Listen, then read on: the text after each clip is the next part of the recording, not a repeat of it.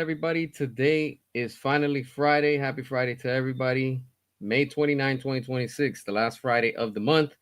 And guess what? Monday it's going to be June. What does that tell you? Summer is finally here, baby. And with that, it's bringing you DC and the DCU slop that we've been getting. If this is the first time you're tuning in, hit that subscribe. It doesn't cost you anything. Show your support, share the video, all that good stuff. Because today we're going to be talking and we're going to be chatting about everything that has to do with this mess that's going on with James Gunn, courtesy of James Gunn. All right.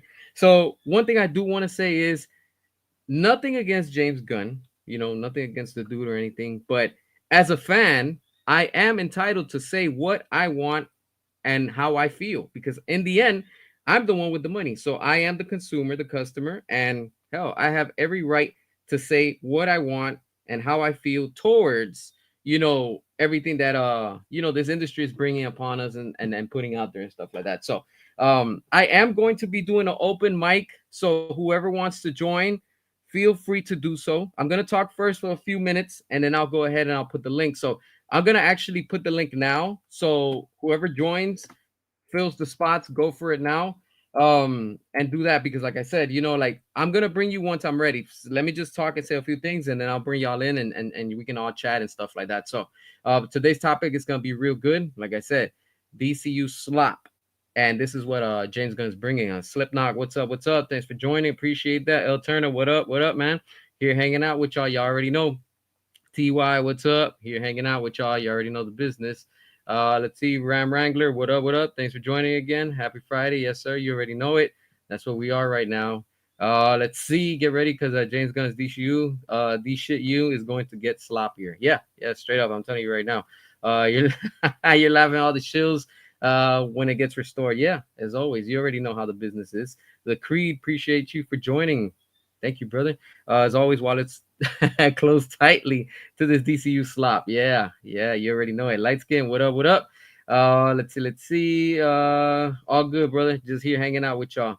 Today is a good day, so every day is. Today's your permit test. You're gonna do fine. You don't need luck. Just focus and do your thing. You got that under control. But yeah, look, let's talk about this real quick because I know a lot of people are ready to like go hard and just talk about this and pretty much vent to when it comes to this topic. Let's be real. With James Gunn, courtesy of James Gunn, he's just delivering slop. And I don't care at this point whether it's DC, DCU, or James Gunn or Matt Reeves. To me, it's all the same shit, honestly. Nothing is different. It's all the same shit. And let's be real. In the end, Peacemaker, Superman, Supergirl, Lanterns, the Batman, Clayface, Matt Reeves, all this complete fuckery that's going on right now, this is all the same shit to me, honestly, because James Gunn is the one that's overseeing. James Gunn is the head of DC Studios. And if that moron is literally allowing all this slop to be out, who else is to be held accountable? He is. He's the head of DC Studios. I'm tired of the piss poor excuses of people out there, especially these James Gunn cultists, knowing that they are the minority, all right? Because if you were the majority, we wouldn't be going through this sale. We wouldn't be in the middle of this sale. And guess what? You would have made $1 billion with your IPs. The Suicide Squad leading to where we are right now, heading into Supergirl. What is all it's been? Flop after flop. This is all the flop verse under James Gunn. All right. James Gunn is the one to be held responsible because literally his leadership just sucks. Honestly, I'm telling you. In the end, the Snyderverse is going to get restored. They are going to go back to what was making them millions upon millions, leading into billions. And how do we know? Because with Jason Momoa's first Aquaman, a character that Zack Snyder brought in, he casted him. We were in the $1 billion club. Let's be real. Zack Snyder's Justice League crashed the internet. So the excitement, the hype is all there. Zack Snyder posts pictures and it gets the internet talking, whether it's good or bad. James Gunn, he announces something and it's completely a disaster. And I'm telling you right now, man, in the end, when it all comes down to it, the point is that these studios, meaning WB, right, Paramount and Skydance, are going to go back to what was working because it only makes sense, honestly. And everything that James Gunn has been putting, instead of it going up, it keeps going down. That's why I did this graphic so you all can see. That's not AI. That was me actually doing that shit on Photoshop, bringing you, So to the ones that are, oh, he got that image. No, no, I made that shit to show you. This is the statistics. I'm telling you. Let's be real. With James Gunn, everything he's been putting out, and anybody that tells me, oh, the Suicide Squad, it's part of the DCEU. It was part of the DCEU. Yes, I am aware of that. But to me, it was like the end of the DCEU, while James Gunn already knew his plans that he was trying to bring on board and how he was going to sabotage DC. And everything that James Gunn has been putting out has just been slop. Tell me and name to me one right now in the chat. Go ahead and name to me what movie has made $1 billion with James Gunn. I will continue to wait because every time it keeps costing the studio more and more money. Stop trying to justify this slop. Accept the reality. The reality is, that this is what it is. It's slop. Nobody cares. And most of all, it's not working. And when it doesn't work, you have to go with the reality, accept it, and cope. And the reality is that with James Gunn, there is no success, there is no profit, there is no money, and most of all, there is no future. Now, some of these James Gunn cultists are going to come out, and I'll keep on repeating myself. Oh, but at least we're getting this and we're getting that. I know. It's because he still has a contract and he's obligated, meaning to continue to do what he's doing. And that's what they have to do. They have to honor the contract. They cannot break the contract because it'll be much more expensive for the studio to go ahead and break a contract. So they're just riding the wave until it finally finishes and everything is going to be pretty much done after that. We already know that with James Gunn, it's straight up a dead end and it's already reached that point where that's it. They can't go past that anymore. And it's just telling you this is where we are right now. So let's look at that point and let's accept the reality. This is James Gunn serving the plates every single time. And so what, Matt Reeves? Oh, that's not part of the DCU. Not yet, it's not. It will be, though. Give it time. You are going to see, and we're starting to see hints of it. I'm telling you. In the end, they are going to have to cram in Robert Pattinson into this universe. You might be asking yourself, but it doesn't make sense. It's not in the same tone. It's different. They already said that they didn't. Every time that James Gunn opens his mouth is always a fucking lie. Accept it. Every time James Gunn tells you no, it really means yes. And when he tells you yes, it means no. James Gunn, we see through your bullshit. Cut the crap. That's what the reality is. When James Gunn said that they weren't going to put Trunks with a pole for Superman, what happened? We got Trunks for Superman. When James Gunn says no, it means yes. And when it means yes, it still means no. He's backwards, all right? Always understand that with James Gunn. But these James Gunn cultists can't accept reality. They don't like the truth. That is the truth. Nothing with James Gunn is bringing in numbers. People are turning away. Clayface originally was for Matt Reeves' universe, and James Gunn stole it for his DCU. Now, if you want a Batman, Brave and the Bold, you know who that is right now? Robert Pattinson. How? Look at the two images. Look at the style, the tone, the cinematography. It fits in tone, right? Boom. That's what's going to happen. They're going to have to end up cramming that in there for people to accept it because that's just what the reality is. All right. In the end, Peacemaker couldn't get the views. Season 2 did worse than the first season. The Suicide Squad was a flop. It was the biggest disaster starting for James Gunn in his career at DC. Superman 2025 could not outperform Zack Snyder's Man of Steel from a movie that was literally made over 10 years ago. That's wild. Over a decade. You had a decade to really surprise the masses and say, hey, we are doing better. No, on the contrary, it's doing worse and it keeps on getting worse. Instead of it getting attention and people really, demanding more of it, it's so bad that the YouTube channel for Creature Commandos at the time that they streamed it for free, not even for free, people were watching it. So that tells you everything because in the end, there's no interest. People are not hungry for this trash, unfortunately, but that's just what the reality is. Anybody that's saying that Supergirl is going to outperform Superman, completely in denial. It's not going to make the numbers. This is why, remember, there's another fact. Remember, recently James Gunn was asked, is it true that the budget for Supergirl is 200 million? And what did he say? Oh, he laughed about it. And he said, no, that's not real. And what are we hearing now? That the budget is between 175 to 200 million. So again, he's been lying to all these fans of his for years. I'm telling you. All of this, once Zack Snyder is back, once the DCU is back, and everything is back, guess what? They're going to also retcon all of this. The same way that they retcon with James Gunn, he retconned, Justice League from Peacemaker and, everything that he's been trying to retcon and slowly erase from his quote unquote friend, Zack Snyder. Let's be real. Friends don't do that. James Gunn is just a troll and he's just envious because he knows he'll never reach the level of peak quality the way that Zack Snyder was doing. All right, so today, like I said, I'm gonna do open mic, so whoever wants to join, feel free.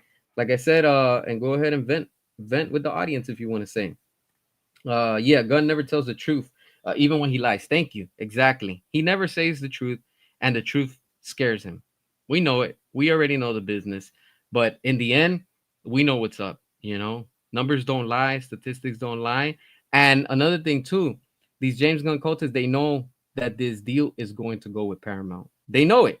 They can't stop us, and they can't stop it. It's not. It's not going to be stopped. It has to happen. That's what's going to save the entertainment business. It's going to save jobs. It's going to create jobs, and it's going to make the entertainment business good again. Because in the end, that's what matters, and that's what we want. LT, what's up? Talk to us, brother. Yo, What's up? man, I'm listening to you right now, and as usual, how things going with you, brother? All right, and you? Great, man. I noticed everything we've been talking about, everybody's been talking about. You see that? You see Yeah. that? And you know what's interesting? Now that you said that, yesterday when we finished the live stream, James Gunn posted something. Now he's talking about that somebody's gonna come into the DCU, either Dark Side or what's this dude's name, Doctor Fate or whatever. And I'm like, huh? These people are watching. These people are They watching. I'm watching, telling you bro. right now, they're watching. They are watching. James Gunn's probably in here with his account, watching and listening also. So I am fully convinced. There's no doubt about that. It's amazing, man. He is a interesting guy in the worst way. He one of them guys you just gotta study because he's not enjoyable to watch, but he's the guy that it's kind of like a what not to do scenario. Yeah, Like we were joking a while back, man. Me and you, we was talking about the numbers, man. I don't want to say months ago. We were all talking about the trajectory or the what we thought Supergirl might make, and it was pretty amazing. They had already pushed out their campaign that it was gonna be under, it only cost 100 mil. And I was like, man, come on, bro. The dog alone, the CGI, the whole movie is about the dog. He's like weaving into the plot. So now they marketing the dog, which is CGI. So that costs money to market him. Just think, yeah. if you put him in a commercial, he's not real. So you have to pay a CGI artist to put him in a commercial, Mm-hmm. That's unless you exactly what take it is. some footage from the movie. Yep. Yep. I'll It tell you tells you a something lot. interesting I did the other day, man. I want to ask you this question. Are you familiar with the game of spades, cards, card game Yeah. spades?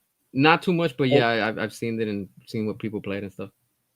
all right, well, in the game of spades, the spade the spade hand is like the most strongest card you could use in the game because you got the hearts, you got like four different symbols Yeah, the that club, the rep. diamond, and something else I forgot. So just for shits and giggles, man, I was online and I was like, okay, I went into Chat GPT and I was like, Chat GPT, I asked it, based off James Gunn's actions and moves, if I were to convert that into a game of spades, can you give me an analysis of what he did? Is if you looked at it from the perspective of a hand of spades he was given. Yeah. And I said, Ben Affleck being the ace of spade, Henry Cavill being the king, Wonder Woman being the queen, Aquaman being a jack. But then I said I kind of flipped Aquaman to being the king because he, like you said, grossed a Billy. He grossed a Billy. So I Mm-hmm. put him as the king. Man, ChatGPT gave me analysis of what James Gunn did with his hand. Because the objective is to win in spades with your high. You throw out your little stuff first, and then you save your big spades and all the big high end cards for the last and most important moves. Like if somebody else got a high card, you keep your ace of spades in the background just in case you need it. Well, Yeah. James Gunn threw out his ace of spades in the beginning when he came in. He threw Henry Cavill out. He threw Ben Affleck out. He threw. So it's like, bro, you threw all your best cards on the table. Matter of fact, you got rid of them. You got rid of your hand. Mm-hmm. Then you got a new hand. And the kicker is the way he did it. I've been trying to, aside from him just trying to sabotage DC, I've been really wrecking my brain trying to figure out why would you want to sabotage anything that would affect your name and your reputation. Mm-hmm. And I mean, it really occurred to me that, like you say, we got the theory he's from the MCU and he's here to mess up our, the DC brand. And I still strongly believe that.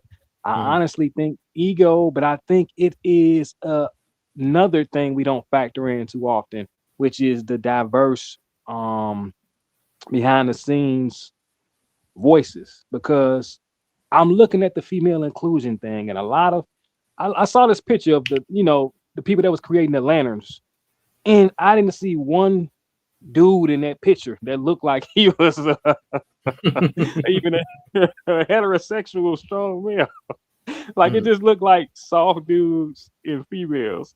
And I'm like, why aren't they the team behind Green Lantern? with, and then you get the True Detective lanterns.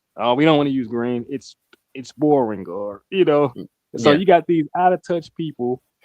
They like me and you, man. I will say this, but it makes sense. We are men, so we speak from a man's perspective. However, the large majority of the DC consumer is male driven.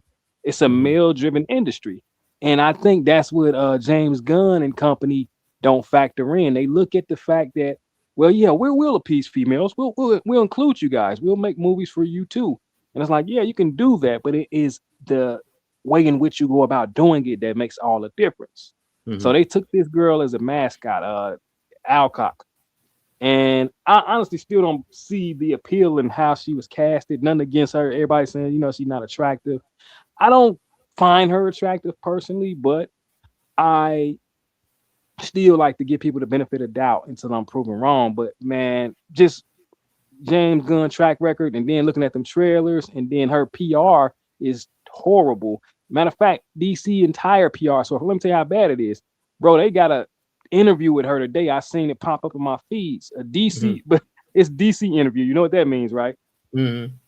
It means they personally pre-screen the questions they're gonna ask her.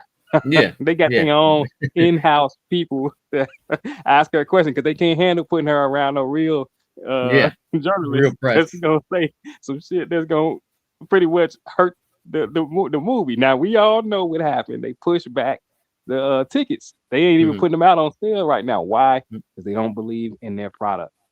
they know. So all that being said, I've been thinking about this because man, you've been saying it forever. Man, why don't y'all just do a tax write-off? They've been listening, but they ain't been listening. Gunn been doing reshoots after reshoots, been firing for hiring. Hey, you know what? We gonna get rid of the whole, what is it? Three different music score makers, uh Yeah. several reshoots, you name it, he's done it. And it's like, how many times are you gonna keep beating a dead horse? You're Mm-hmm. pouring money into a product that you don't even care about. And I know he doesn't care because he's in none of the press junkets. He hasn't said anything openly about it. And it's like, bro, this is your baby. This is your product. You had the decision and you chose to make a Supergirl movie when nobody was thinking about it.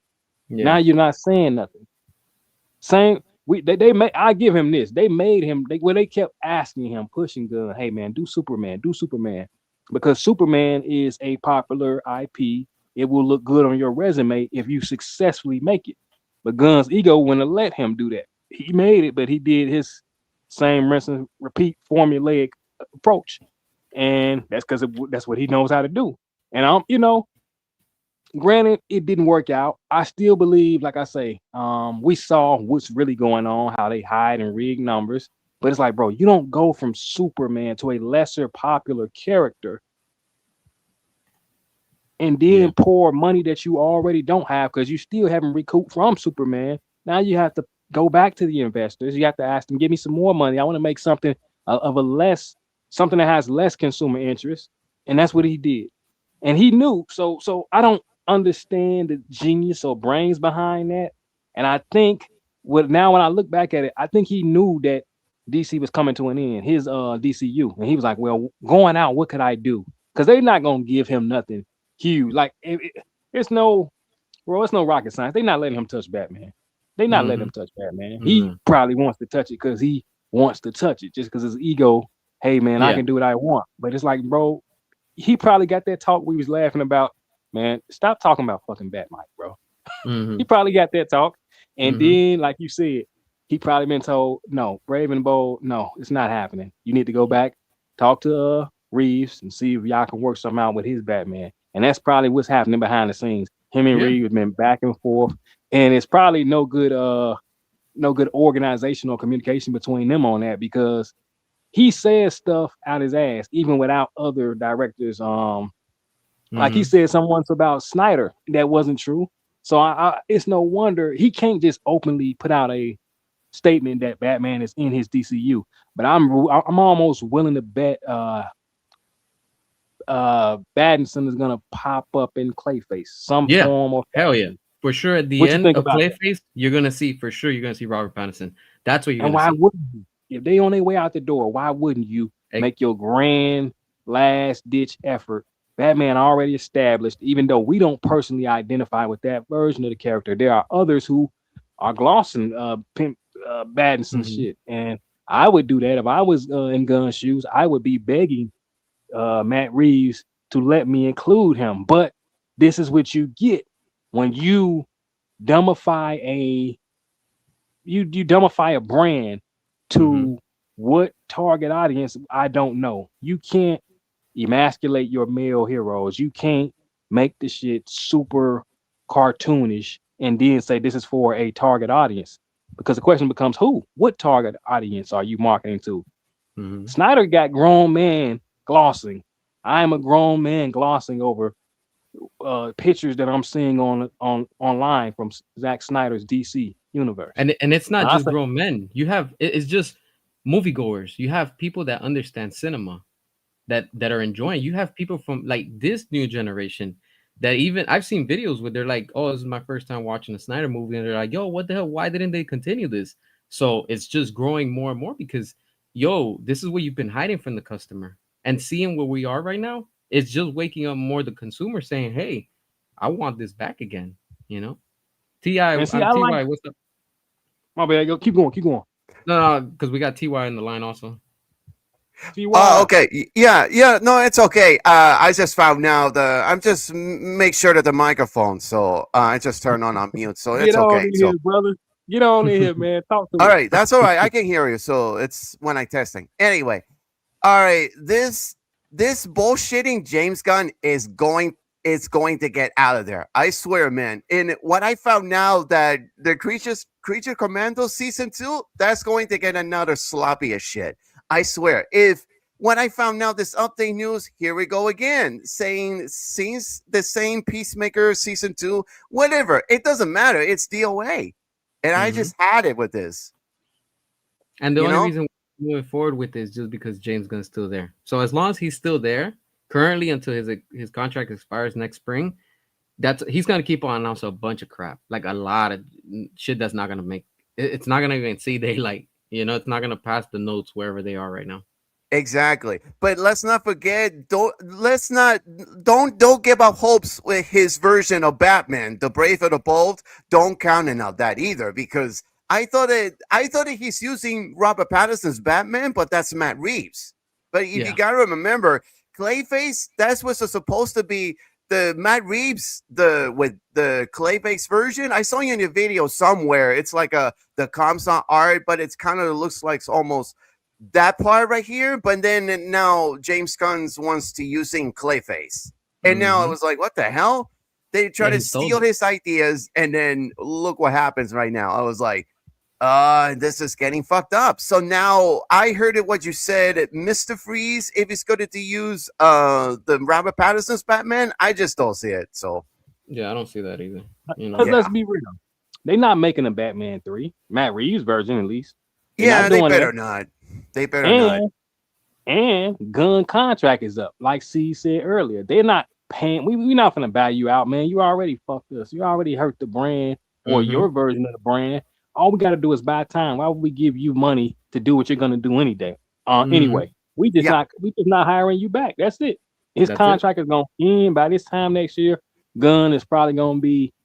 It probably won't even be a big news then. It's just gonna be like, well, I guess Gun is out. Nobody's heard from him. It's yeah. gonna go Nobody back to gives a Marvel. shit because that. Marvel and Disney are the ones that give a shit. They're gonna be like, "Job well done. You destroyed DC."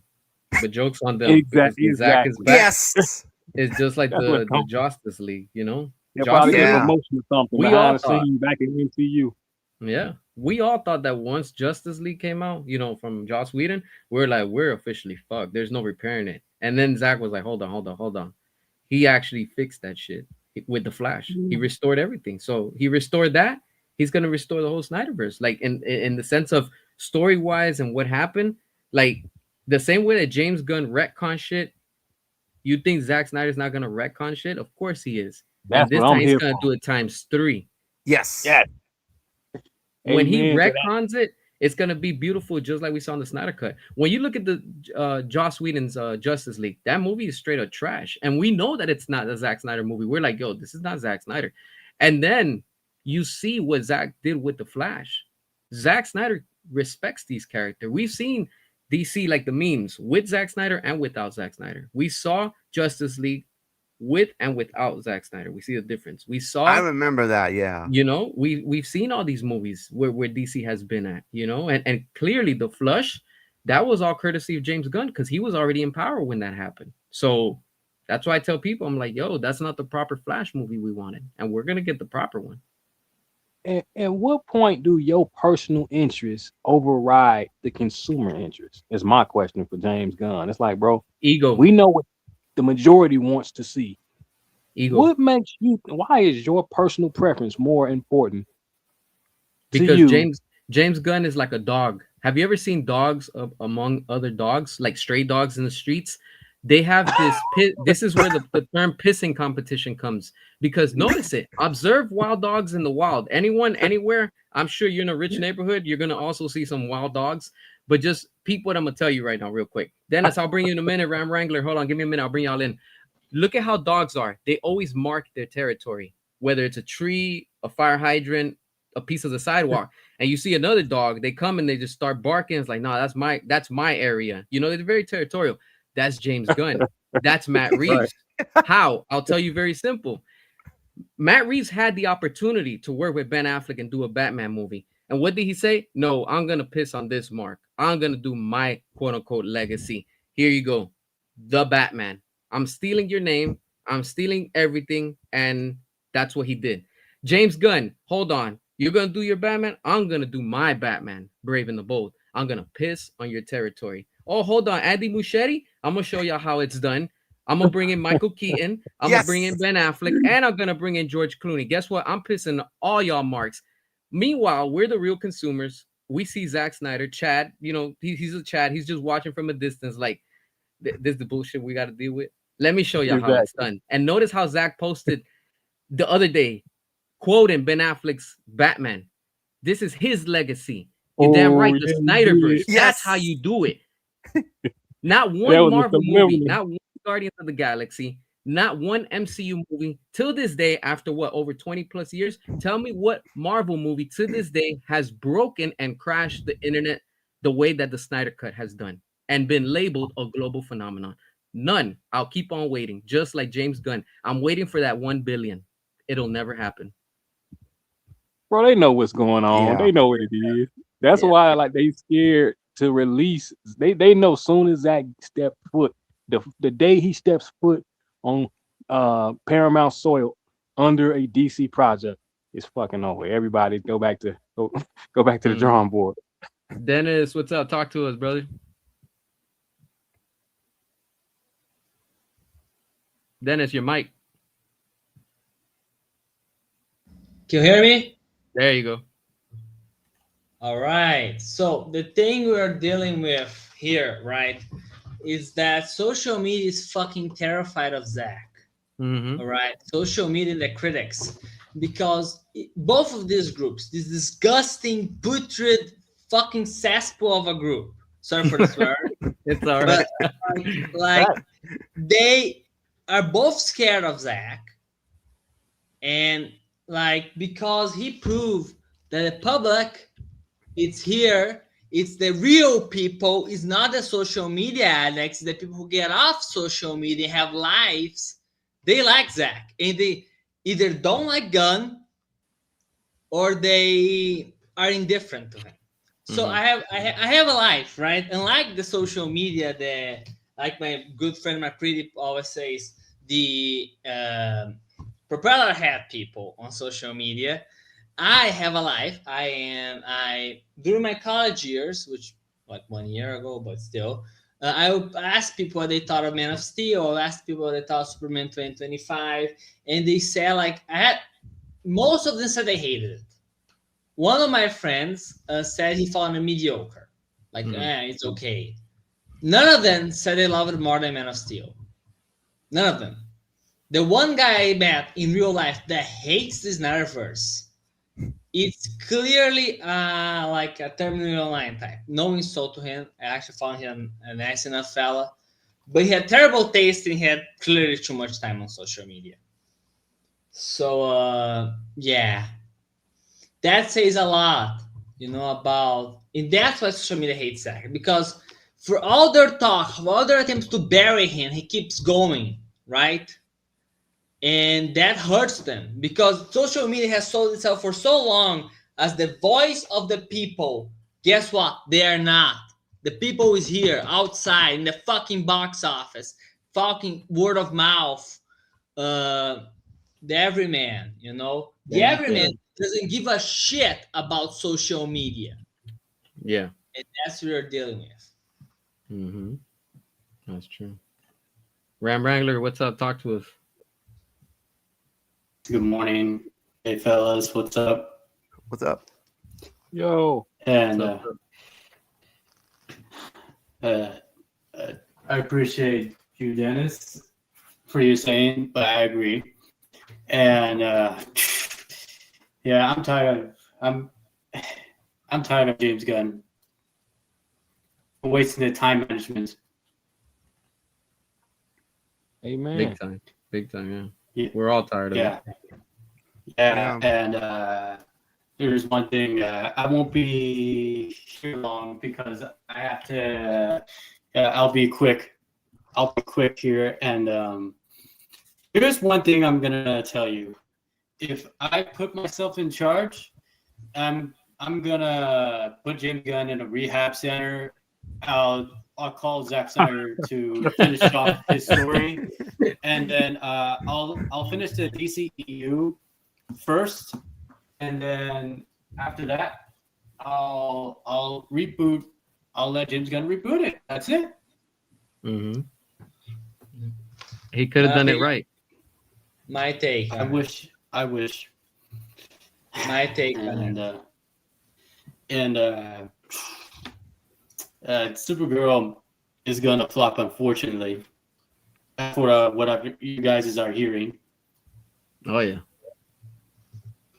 And Frankly, Supergirl has been one of the most poorly utilized characters ever. Actually, writing a fanfic just out of rage how poorly she's used. I'm writing a Supergirl fanfic just to pass off the Gun fans, and I can write it better, like it's that fucking simple. Frankly, I've gotten Jason Kattens. You're right. Frankly, Dennis. I've gotten a Supergirl TV show made by Jason Kattens. That guy had made an amazing Supergirl TV show. It's not even a matter. It's not even a matter is whether if Supergirl's gonna flop. It's how bad will she flop. Oh, Mhm. it's gonna And be bad. I already saw the Cold Stone thing is partnering up with Supergirl. Is this what you want, man? James Gunn message. Is this what you want? James Gunn? I don't think they're gonna cross 100 mil. Yeah, that's what people I are don't saying. think it can surpass the Spider-Man brand. Look, just one question for everyone. Do you guys think James Gunn is scamming money out of under his boss's nose? Because there's Yeah. no fucking way. Yeah.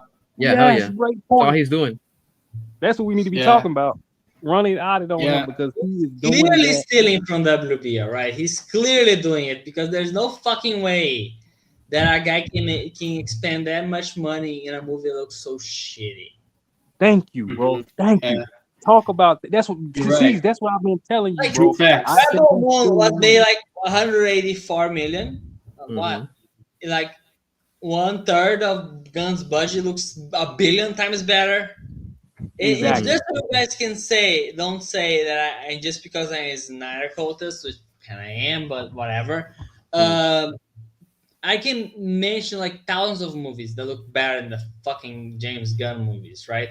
Bro, The you thing I got hate the most, CW shit. like, and we go, ever seen The Rough Riders by John Milius? That was a made for TV movie. It looks 10 times better than anything, more epic than anything James Gunn has ever done. Real facts, Dennis. Real facts. Yep. Anyways, my ride's here, and I gotta get going. So, guys, wish me luck. I have a permit test. You'll be Wish me good. luck. Come back with your driver license, brother. I will. All right. Peace out, homies. All right. Hey, All right. later. See ya. Hey, see, Yeah. dude just said something very vital, very important. We got how much he said he spent to make Supergirl, and then we gotta factor in the quality of Supergirl. That shit look like CW shit. None of that says I spent 100 and whatever mil on it. That's all I'm saying. Like, take over, Just bro. a reminder, it's not only the Snyderverse getting canceled. So like he canceled everything. Like everything that wasn't his stuff, right? And you know something? I actually want when Paramount gets DC, I want them to continue the Snyderverse, but I don't want to cancel the Gunverse. I want to come to voluntarily leave DC, just so the world can see how much of a narcissist he really is. The second his universe gets overshadowed by other things, be it like even though you guys don't like him, even if it's Matt Reeves, even if it's like Superman Lord, whatever. The second overshadows he's gonna leave. Because he's always on this, because not because he cares about the character, not because he cares about making movies, not even because of money. He only wants the Exactly. spotlight on him. He wants people to keep, oh, you're so good, James Gunn. You're so fucking amazing. You know what's the most ironic part of it? He has no real fans. All his fans are just Snyder haters. Pretty much. They get on here and complain to us, but they don't, bro. We speaking from places of passion. You know, I ain't never heard one Gun fan say how great his stuff is. They only come online to argue with us. Oh yeah, definitely. Like That's pretty much it. it's incredible how defensive they are. We are supposedly toxic. We have never seen a single Snyderverse fan who came to a gun chat or anti-Snyder chat and started harassing everyone in it. Exactly. You don't do that. Yes. Take to our corner of the internet. Mhm. Like, actually, I met one, but like he was mocking a guy who he was mocking the other. He's like paying evil on evil by this point. He only goes after the ones who attack Snyder fans beforehand. It's a long story. He's impersonating 31. That's why. You should subscribe to him. He's good. What y'all fail to realize is Gunn is getting paid for this stuff, man. No matter how bad he tanks stuff, this guy's still getting money off the top. So what's it to him if he fucks up another franchise or IP? He don't care. He doesn't care. He don't have no passion. Like, man, Snyder got look at a picture. One picture, you could tell Snyder put hours into that picture. James Gunn, one trailer looks like he woke up and did some shit. Matter of fact, let's put this out today. Now, here's a fun fact I just saw the other day on an interview. All right. And it makes perfect sense. So this one's going to hurt the James Gunn cultists. James Gunn admitted on an interview.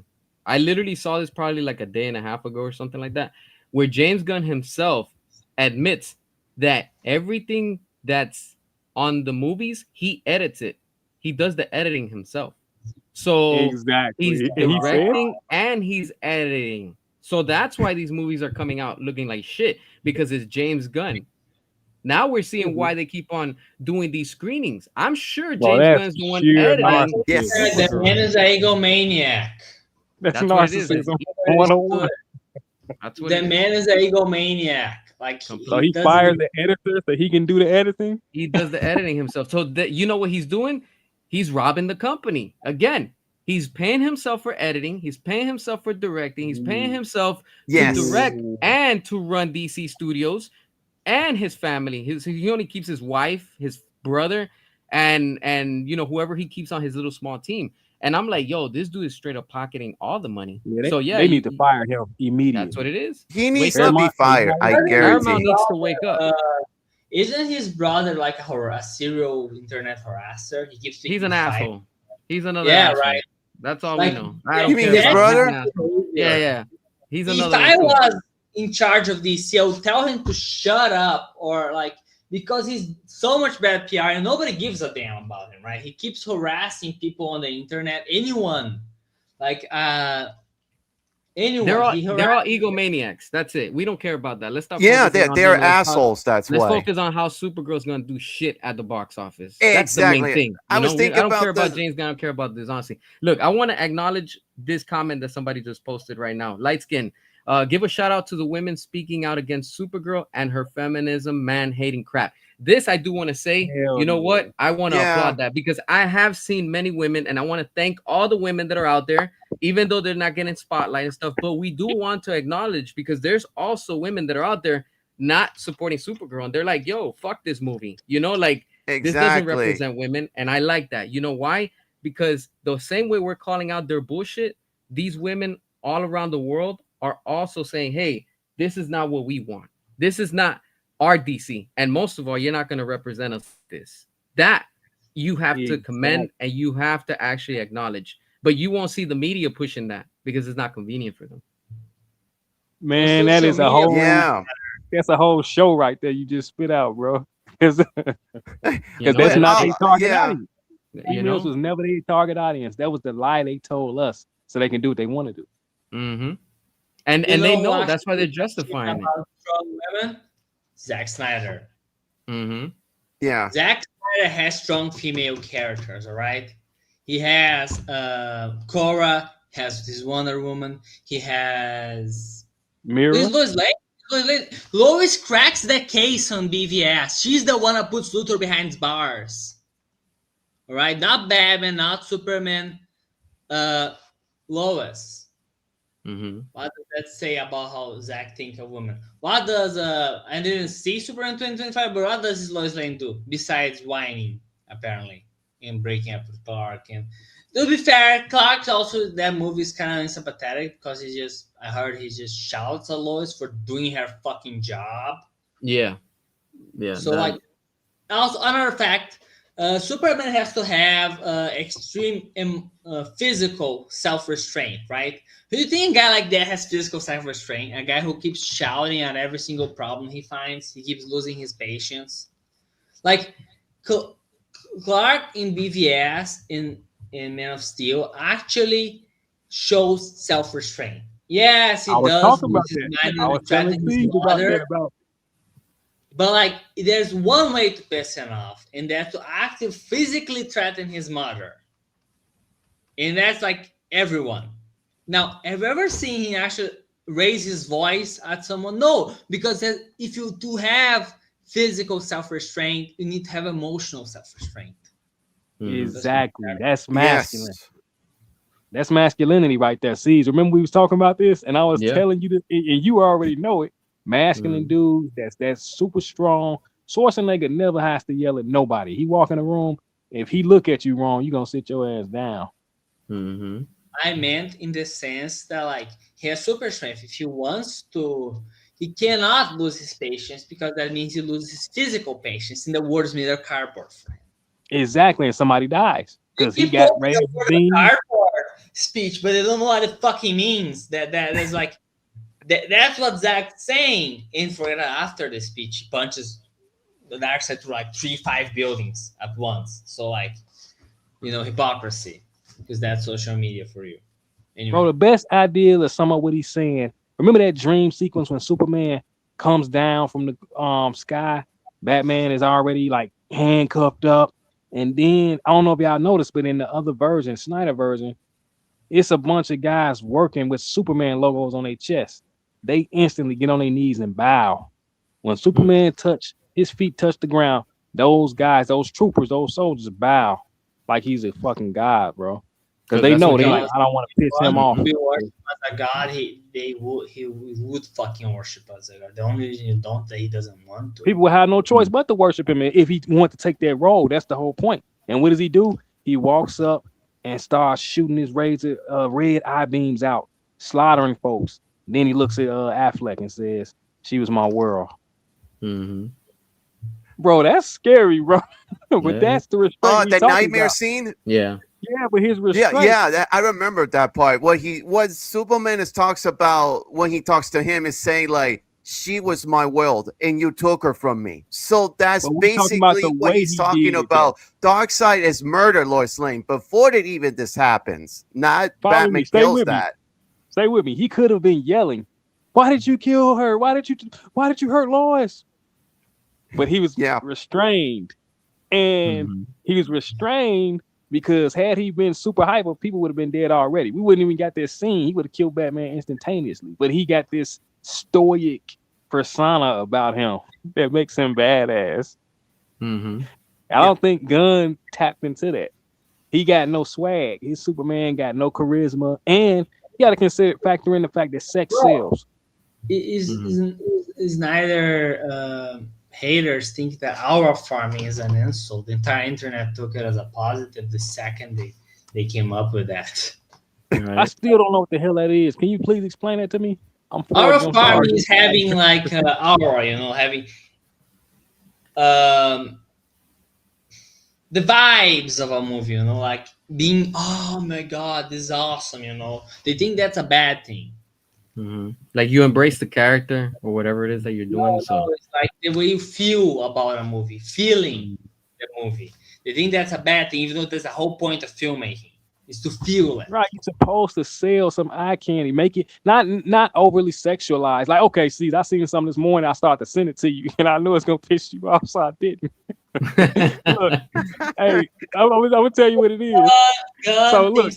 It's Batman Returns. Yep. Hold on, let me say this. It's a scene of Batman Returns where Catwoman licks Batman's face. When they're on the ground. Yeah. Yeah, and somebody posted that scene on Instagram, and I'm like, it was disturbing because it just feels out of place. Like, come on, Bird, you the man. Was this really necessary to move the plot along?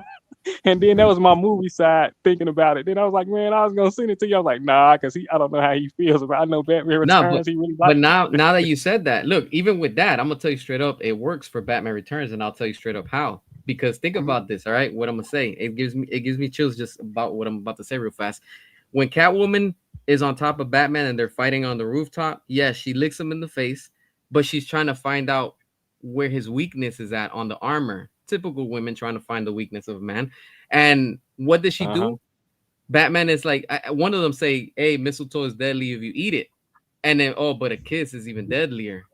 So that later comes into play when Selina Kyle with Bruce Wayne are in the ballroom before the Penguin blasts, the ballroom. And they say each other, and they both find out the identity of each other, saying, whoa, hold on, you're Batman, you're Catwoman? And then she hugs him. She's like, yo, does this mean we have to keep on fighting each other? So that love interest, if you say that they're building, it builds up into something that later still has play, and it adds more to it, to the story. So it's like, oh shit, they both found out each other's identities. Because remember, when they fought, he had that thing, she had that thing on her arm that Batman threw that little blue liquid, and they like gave her some bumps or something, and then she was trying to like rub his abs where she stabbed him as Catwoman. So I was like, oh shit, that was dope. Like, well played. Like, you get what I'm saying? Like, so it works. It was psychologically manipulative on her part. It was like some shit Poison Ivy would have done. She was seducing him, so to speak. There you go. Hot take. I think maybe I mentioned Superman Returns in like the following Batman and Robin. My take on the subject. I think that the situation we're dealing with must be more closer to Star Wars if you're not careful. So, what that one the Snyderverse, the prequel trilogy, it was an amazing piece of art that was deliberately misinterpreted by the internet because they wanted to burn a great filmmaker. Uh-huh. The Hamada verse, that's Clone Wars. That's something that is immediately celebrated but kind of forgettable, and is made as an apology to sell the company, right? Like, if the guy's not aware, Lucas was basically retired by the point Clone Wars came out, TCW, and he wanted to use TCW to sell it to Disney, right? To give to someone else. So he kind of didn't Right. give him too much of a damn by that point. He just wanted to retire because the hate he got with the prequel trilogy. So that's kind of his apology, and in that paves the way to the Disney version, to Farce Awakens. So when I saw the reception Superman 2025, I was like, "That's the Farce Awakens." Immediately, I realized that's the Farce Awakens. That's like because when Farce Awakens came out, I remember that. I might be just a kid, but I remember that it was like shielded by the media, by the social media, by the big press, by everyone. Everyone just, oh, Farce Awakens is the greatest thing ever. And then like a year passed and people just realized how much of shit that movie is. And Last Jedi, when I dig it further, beware, Farce Awakens what killed Star Wars in the end, because people complain about Last Jedi, and yes, it's a problem, but like the Last Jedi would not have existed if J.J. Abrams had not first buried the franchise. Like when More Force Awakens comes out and it's just a retread of the original trilogy, you realize that the sequel is gonna suck. Because that movie was made for social media, all right? And that's the same thing that's happened to DC right now. They are letting social media make the movie. And Y'all that's ever what heard of the phrase? Oh, I'm sorry. Go ahead, bro. Sorry. Y'all ever heard of the phrase "too many chefs in the kitchen"? Mhm. Well, that's what's happening. You cannot build a movie off committee because there are too many. Like me, it's like four of us in here in this chat, and we talking. And I know we tend to talk over each other, and I might be one of the reasons too. As a but the thing is, it's like that's how it is behind the scenes. You're in a writing room, and there's 50 million people with 50 million ideas, and all of them may be good ideas, but under disguise of no leadership, it's basically just a bunch of unorganized shit. And that's what it looks like today when you watch movies. And you know why it keeps happening? Because it employs 50 million people. Who's going to go home when you can get paid and get a writer's credit on Superman 2025 or whatever movie it is? Now you got somebody like Gunn with his narcissism. He's probably going to want credit for everything. So he's not going to let you take pretty much any credit if he can't have any say about it. He's going to write everything. But occasionally he needs somebody to blame, which is why we got the chick who writing the Batman Brave and the Bold, aka James Gunn himself, aka Supergirl, produced by, according to C's, edited by James Gunn his fucking self. That's what's happening, and it's because there's no policing this shit. There needs to be laws in play because these are whenever you got millions on the table, man. Certain business ethnic, business practices shouldn't be. Period. Like Snyder is a professional, Nolan is a professional, James Cameron is a fucking professional. These people don't really play with the whole committee team. They stay and they look corner and they cook and then they give us their product. James Gunn seems like he's somebody that gets online, he watches, he reads the shit, the comments, he's fucking probably on here watching, sees, upset, getting mad. We're gonna go for a hot take for a second, all right? Social media has always been like that. Remember I said they want to burn Zack because they can't prove, they can't like, you know why they're going after Nolan now? Because Nolan is such a technophobic, probably doesn't even know the social media exists. All right. Nolan don't have a fucking cell phone. Nolan don't even have a cell phone. He don't be online. That's Gunn. That's why they want to burn him. That's why they're going after the artists. It's not because of woke culture or some bullshit like that. They just want to burn the guy they can't control it. Exactly. And that's what it is. They can't control Nolan, so they've been wanting to take his head off because he's king of the mountain, and they tired of it. They tired of them putting out bullshit, and people like us saying, no, we want quality. We want Nolan. So when Nolan makes one mistake, they try to erase him. I'm not even gonna be an actual mistake because the movie comes out. That's the truth. I don't think it's a mistake either. I'm going to see the Odyssey. I don't care what nobody say. And I think it's going to be good. I will worship under the altar of Christopher Nolan, of Zack Snyder, and of Peter Jackson if that man comes back as well. Yeah, like I get it, bro. I personally, that's another conversation because I could talk all day about Nolan. But what you said is on point. Man, think about it. If we in the business and we're the opposing team of that Michael Jordan playing on, we gonna any chance we get to bash the Chicago Bulls, we gonna bash them. So that's what's happening. Zack Snyder and Christopher Nolan was at the top of their game, and Hollywood was getting tired of it. Man, you got somebody like fucking Scorsese of all people saying superhero films are killing cinemas. When he said that, bro, I knew it was over. I'm like, okay, this is the guy that made the fucking Goodfellas. No, and he's making Godfather is French for Coppola, who also fucking hates the MCU formula. Actually, hates more than Scorsese. He said that the MCU formula is despicable. You know what my take on all of this is? What's your take? Go ahead. My take on this whole subject matter, it's that first, you guys in the comments on the chat, you guys need to understand that Nolan is fucking Nolan. And Tenet, they tried to bury that movie as well, social media. Turns out it was amazing. All right, it's just to get vindicated in over a year. It's got a cult classic status. Hold on. Everybody don't feel that way. I do. See, did you like Tenet? I never saw it. I love it. Oh, I never saw Tenet either. Oh, it's amazing. It's amazing. Don't think, feel. That's why they hate that movie, right? Because it says, don't think. They don't understand it. The movie is felt. You can think later, but first you need to feel the movie. You can't feel a gun movie, right? You can't actually have the entire emotional spectrum go through it. You don't remember what you felt. Hell, right. I remember watching another great movie that was hated by social media, The Hobbit trilogy. I love that shit. And that movie is a movie that's all feeling, all right? There's lots of thinking about it. I love dissecting it, but like, it's feeling it. That Vegeta, Snyder is the heir of Nolan, all right? That's the thing. Snyder is perfecting what Nolan brought to the genre. They're trying to bury Nolan because they want to bury Zack, and they realize it. That's what it is. Personally, they make a movie for consumers. It's not a war between the two. It's a war between Dan and Gunn. All right? Yes, Gunn, Whedon, all that bullshit. But like Taika Waititi, also Snyder and Nolan are on the same team. And as long as we are divided by the social media bricks, we cannot keep the fight going. Hey, here go the thing, bro. And this would trip me out. They say this generation, the TikTok generation, like they got short attention spans, right? So they don't really want any movies or content that requires you to think.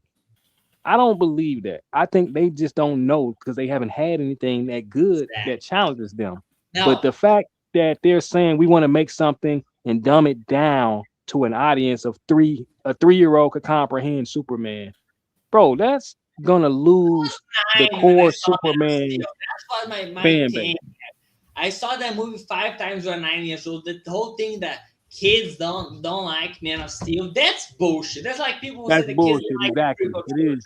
And then the kids grew up and said they loved it. All right, exactly. It grew on them. They grew up with it. But see, James Gunn's Superman don't have that. It don't have no replay value. You can't go, bro. I couldn't sit through the first setting. I think I told Steve, I got up and walked out the theater with my popcorn bucket, pissed, and walked and got my money back. And I still haven't seen the rest of Superman 2025. My dad, I never got even tried to watch it. My dad, can you guys hear me? Yeah, we hear you. Yeah, I can hear you. My dad actually tried to watch Superman 24. That's like 5 minutes. Then he stopped and never touched it again. Exactly. It's dog shit, bro.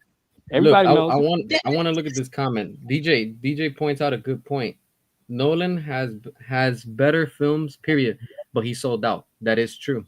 right? I'm gonna be Why? honest with you. Because I'll tell you right now. I'm gonna get to it right now. He doesn't support him anymore. I'll support whatever Zach makes. Now look, Dennis, I see your point, and I see everybody's point of view also. You know, this whole pick we who's can't better. bash Now, him like the Hold 2000s. on, He let's was see you talk, man. It's his show. Zach hold spoke up. because he casted he did like also did that. No, I care about good quality filmmaking. That's all. That's where I'm trying to go. Let me talk real quick. This is the reason why I want to say this, and I point this out. I understand, and I could feel what both sides feel. I like them. I don't like them. What I am going to say is the following. All right. When it comes to the entertainment business, Christopher Nolan is the head of the what is it the Writer Guilds of America, whatever the thing is called. When it comes to that, That's what I'm talking dude, about. he's in charge of that. So he has all these shills and all of these people literally breathing down his neck. And I am not surprised, all right, that they probably told him, "Hey Nolan, you want to make that movie? You're gonna have to apply to our rules, our terms, and our conditions." The economy is fucked right now.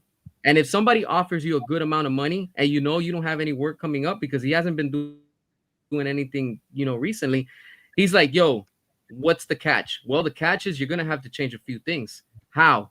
You're going to have to do a little race swap, you're going to have to do a little sex swap, you're going to have to do a little gender swap, you're going to have to do a little bit of, Yeah. you have to go modern. Yeah, I can see that. All right? That's Hollywood, how Hollywood works. I'm telling you because I'm an indie filmmaker and that's how this bullshit goes. If you encounter other directors, guess what you're going to encounter? The drama because everybody wants to do, "Oh, I'm going to do it better than you. I'm going to do it better." It's the ego upon some of these, why? Because it's ego. When you let the ego get to you. Now, when you have a budget involved, all right, and this happens at work, at jobs, anywhere that a company such as Warner Brothers, Paramount, Sony, the list continues, they're the ones putting the money. They got the authority to tell you, as the creator, you're going to put out what we want, not what you want. McFarlane Toys is a perfect example, and I'll tell you why. McFarlane would love to put out what the fans want, but McFarlane has said it himself. I put out what my boss tells me. Who's his boss? Warner Brothers. So when Warner Brothers and DC tell him, "Hey, we're going to give you this money for you to make these figures," is because we want that. Now, if those figures flop, that's their problem. That's not McFarlane's problem. He's just taking orders. Same thing here. Christopher Nolan is probably feeling the pressure from Hollywood, and they're like, "Yo, you're gonna give us what we want, not what you want." We did that with The Dark Knight, with Batman Begins, and we saw that Christopher Nolan got tired with The Dark Knight Returns. I mean, The Dark Knight Rises. So you can see the influence. Dude was like, "I just want to make good movies. That's it." The first two movies are a hit. The third one, you can see that he's tired. He even said it. He's tired of superhero movies. Rise is So amazing. Sorry. Yes. when we want to classify Christopher Nolan, I'm gonna tell you honestly, I was looking for it. Me personally, I was looking forward to the Odyssey, but the cast is turning me away. Where I'm like, "Yo, I see where this is heading. This is becoming Snow White. This is becoming a James No, Gunn type of silliness." Yes. That's where It's to me, not. as the audience, I'm like, okay, I don't think this movie's gonna be for me. Have you Now we ever want to talk seen about another movie like the guy doesn't do Snow White? He does epics. I don't right. care about the politics. I care about the movie. But that's where you're missing the point. There's politics regardless. That's the part you're missing. A lot of people are missing Oh, that just there's your always politics. That's politics. all. There's You just money and politics. When you I combine those know. I two, just don't care about. I want a good movie. I know I don't care you if the and me, movie all of us do not work care or about it. Intel We or do not care whatever. about I it. just want a good Who cares about movie. it? Wait a Who minute, cares bro. about it though? It's You gotta for the let him talk, planet. man. We can't hear Or see you. But you have to whatever. understand who's the one that has the money. You as the consumer, when the product comes out, okay. But while the product is being made, unfortunately, these directors do what they have to do. And in this case, I'm seeing it that all right, it looks like Christopher Nolan is he's selling out, unfortunately. Because he could Oh have been my like, "Look, god. I'm not gonna do it." He could have just been like, "Get somebody else." We're seeing it with a lot of productions lately. It's not just the Odyssey. We saw it with Snow White last year. We're seeing it with Superman. We're seeing it with DC. We're seeing it with Supergirl. Hell, we're seeing it with Judge Dredd coming up. They're literally getting Yeah. this dude from what is it, Love and Thunder? Come on, that's not the right person to do Judge Dredd. Let's be real. Are Oh, we all going to agree and say that what's his name, Watiti, Wakiki, whatever his name is, You cannot he's the right say person to do? no. Talk about Taika Waititi in the discussion about Christian. They're completely different. Like Taika Waititi is the one take pony who does the same movie over and over again. It doesn't give a shit about the source material, right? But that's what I'm trying to get to. You're missing the point. I see what you're saying, but you're missing the point. The point is that No. Hollywood We're pushes talking their different agenda. points. Exactly. We're talking different points. You guys are picking woke culture. Social media is keeping woke culture on live support, so they can keep like the war fire. They want woke culture. Those influencers, they also want woke culture, all right? It's all part of the fucking plan. The culture wars are sham to get influencers money. And it's dying. Woke culture is And you dying. said they on life It's the support. same thing about Rebel Moon, all right? And that's all I'm gonna say. You're doing exactly what they did to Rebel Moon, all right? When it came out, they said yeah. the same thing. It's woke, that's that. It's not. All right, so get over it. But if you gotta remember what happened, what was his name of Zack Snyder's Rebel Moon? That Netflix, the CEO, what's his name? Dan Lin. They Dan Lin. He never liked Zack Snyder what he's doing at the Rebel Moon and Army of the Dead. So he never liked it. So why did they both cancellation? It doesn't make no sense. Oh, it makes sense if you know who Netflix is and their agenda.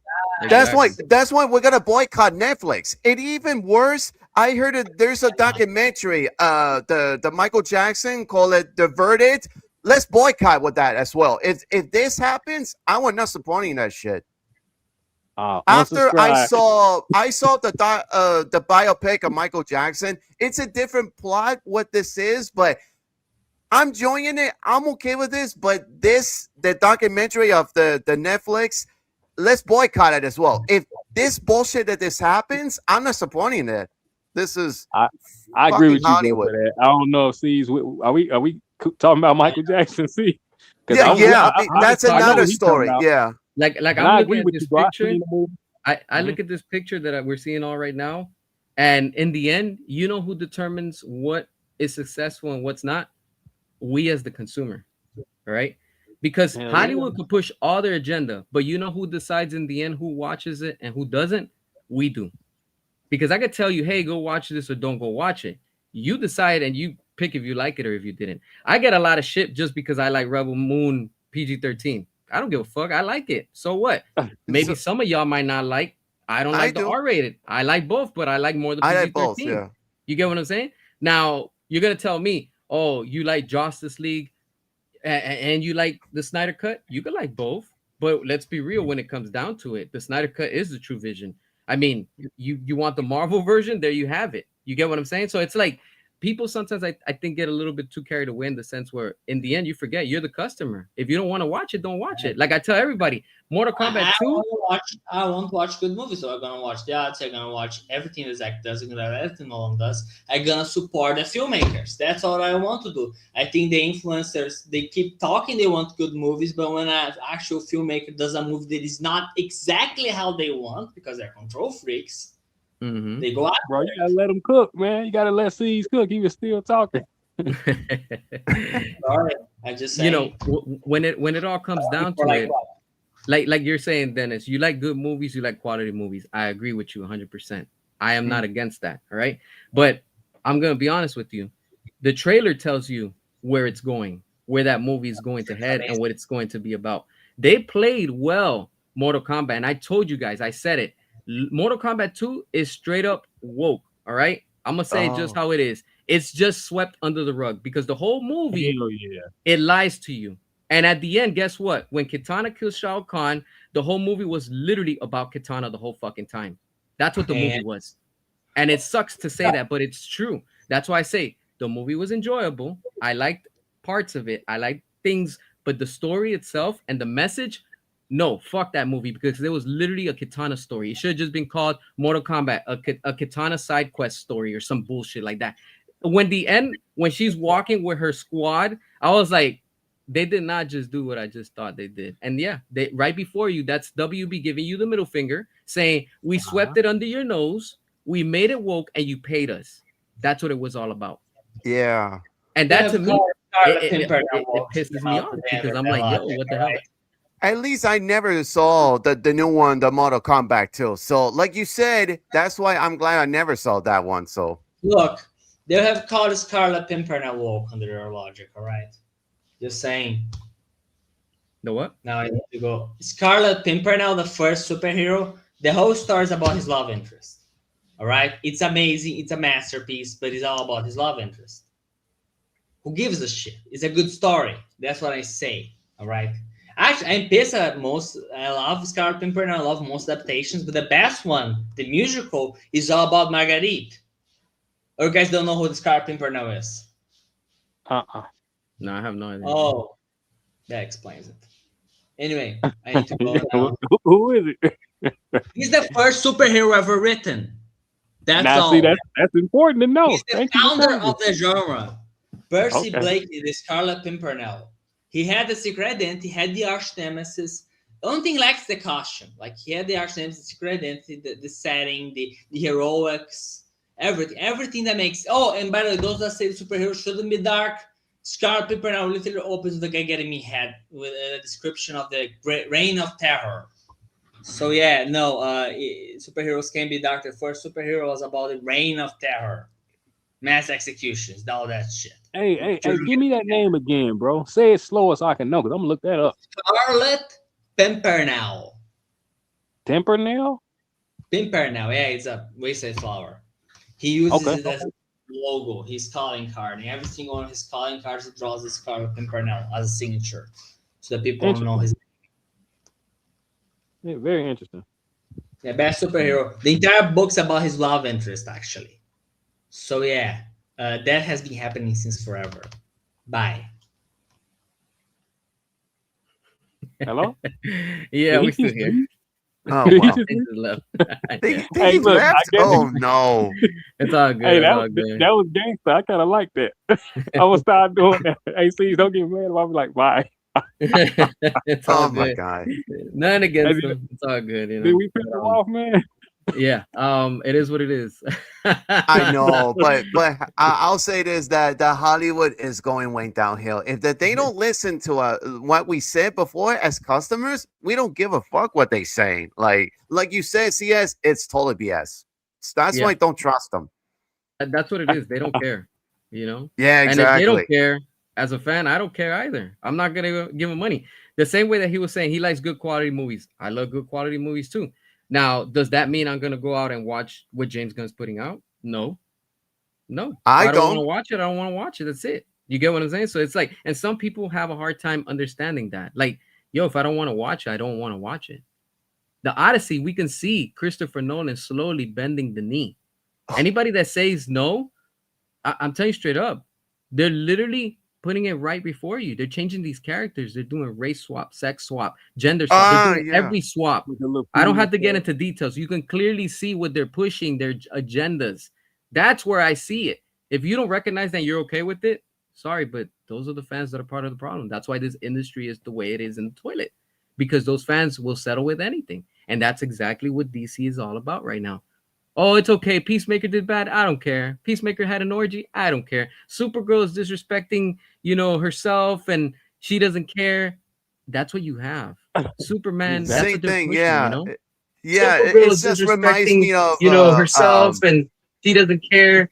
That's what you have. Robot, Superman. what's up? Same thing. Yeah.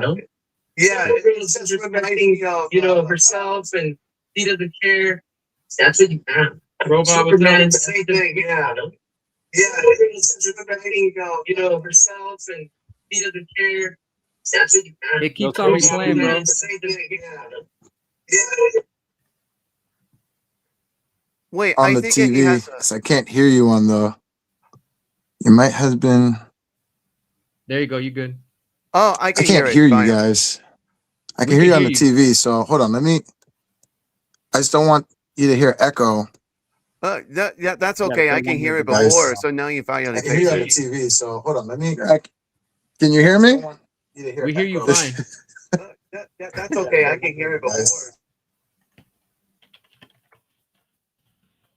Hold on, let me type this. We hear you fine. We just hear several Give me a second. echoes. But yeah, that's what it comes down to, unfortunately. The entertainment business is just crap, but it's up to us to decide what we want to watch and what we're not going to watch. In the end, the one that has the power is just each and every one of us individually. You want to watch Supergirl? Go for it. You don't want to watch it? Go for it. Either or. But in the end, the numbers Hmm. will reveal and tell you exactly where it's at. You hear us Yeah. now? Robot, you hear us? You Oh hear us man. now? I can hear you when I unmute my TV, but I can't hear you on my phone for some reason. Oh, okay. Oh Not man. sure what's going on. I can hear you. Yeah, it's probably audio with the mobile. For some reason that tends to happen, I think. I'm not sure why. Try jumping on your laptop.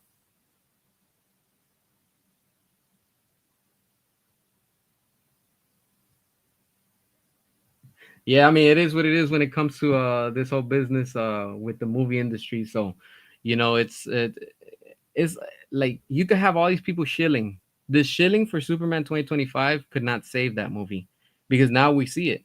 While you had everybody glazing saying, "Oh, they're gonna make $1 billion," where's the $1 billion? It didn't happen. How come it couldn't beat Joss Whedon's Justice League?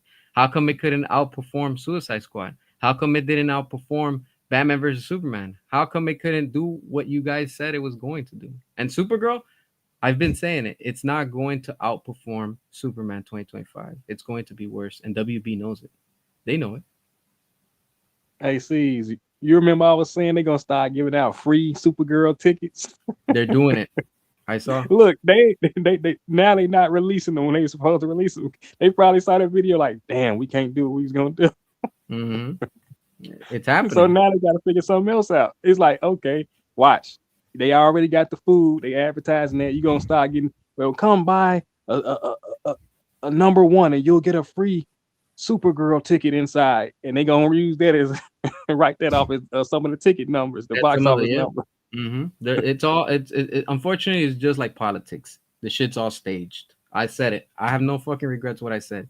That's exactly what it is. And that's what DC has become. The shit show is completely all staged. They thought that Mhm. Superman 2025 was going to revive DC. On the contrary, it just keeps sinking more and more. And then seeing how the numbers don't lie, it tells you everything. So you're gonna tell me that once Paramount comes into play, they're gonna be like, yeah, okay, that's fine. We're gonna keep rolling with James Gunn.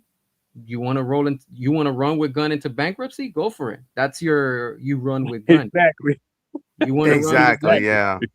That's what it's gonna take you to That bankruptcy. brother tank ships.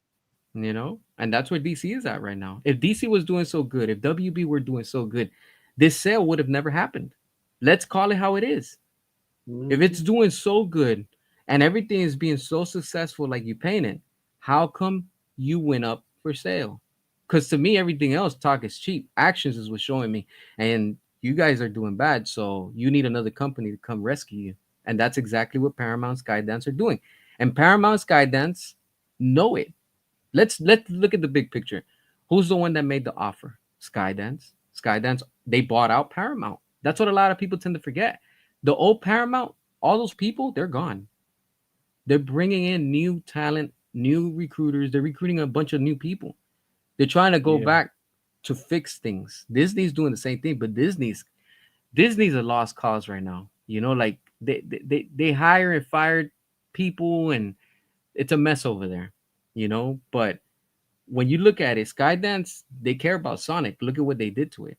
You know, Yeah, they're Sonic doing 4 well. already done Yeah. filming. Yeah, they're doing it. So they're working on that. That's almost a wrap. They Yep. they know exactly. They know their statistics. This is why they were seeing, hey, we need to buy Warner Brothers. Besides the fact that they Exactly. want to control the media, is just when you see Paramount's, you know, commitment to the audience in the sense of, okay, what are you gonna do if you own this company? Well, we're gonna put several movies in theaters, and they're focusing on the theaters. Netflix was so focused on their streaming service because Netflix doesn't care in the end, you know. And I say that they don't care because they don't care about theatrical releases. They don't care about physical media. And some might be like, "Oh, but that's old school. Nobody buys it." Yes, they do, because if physical media didn't sell, Why is Nintendo still printing cartridges? Why is the PS5 still putting out consoles with a disc? See what I'm saying? Exactly. Yeah.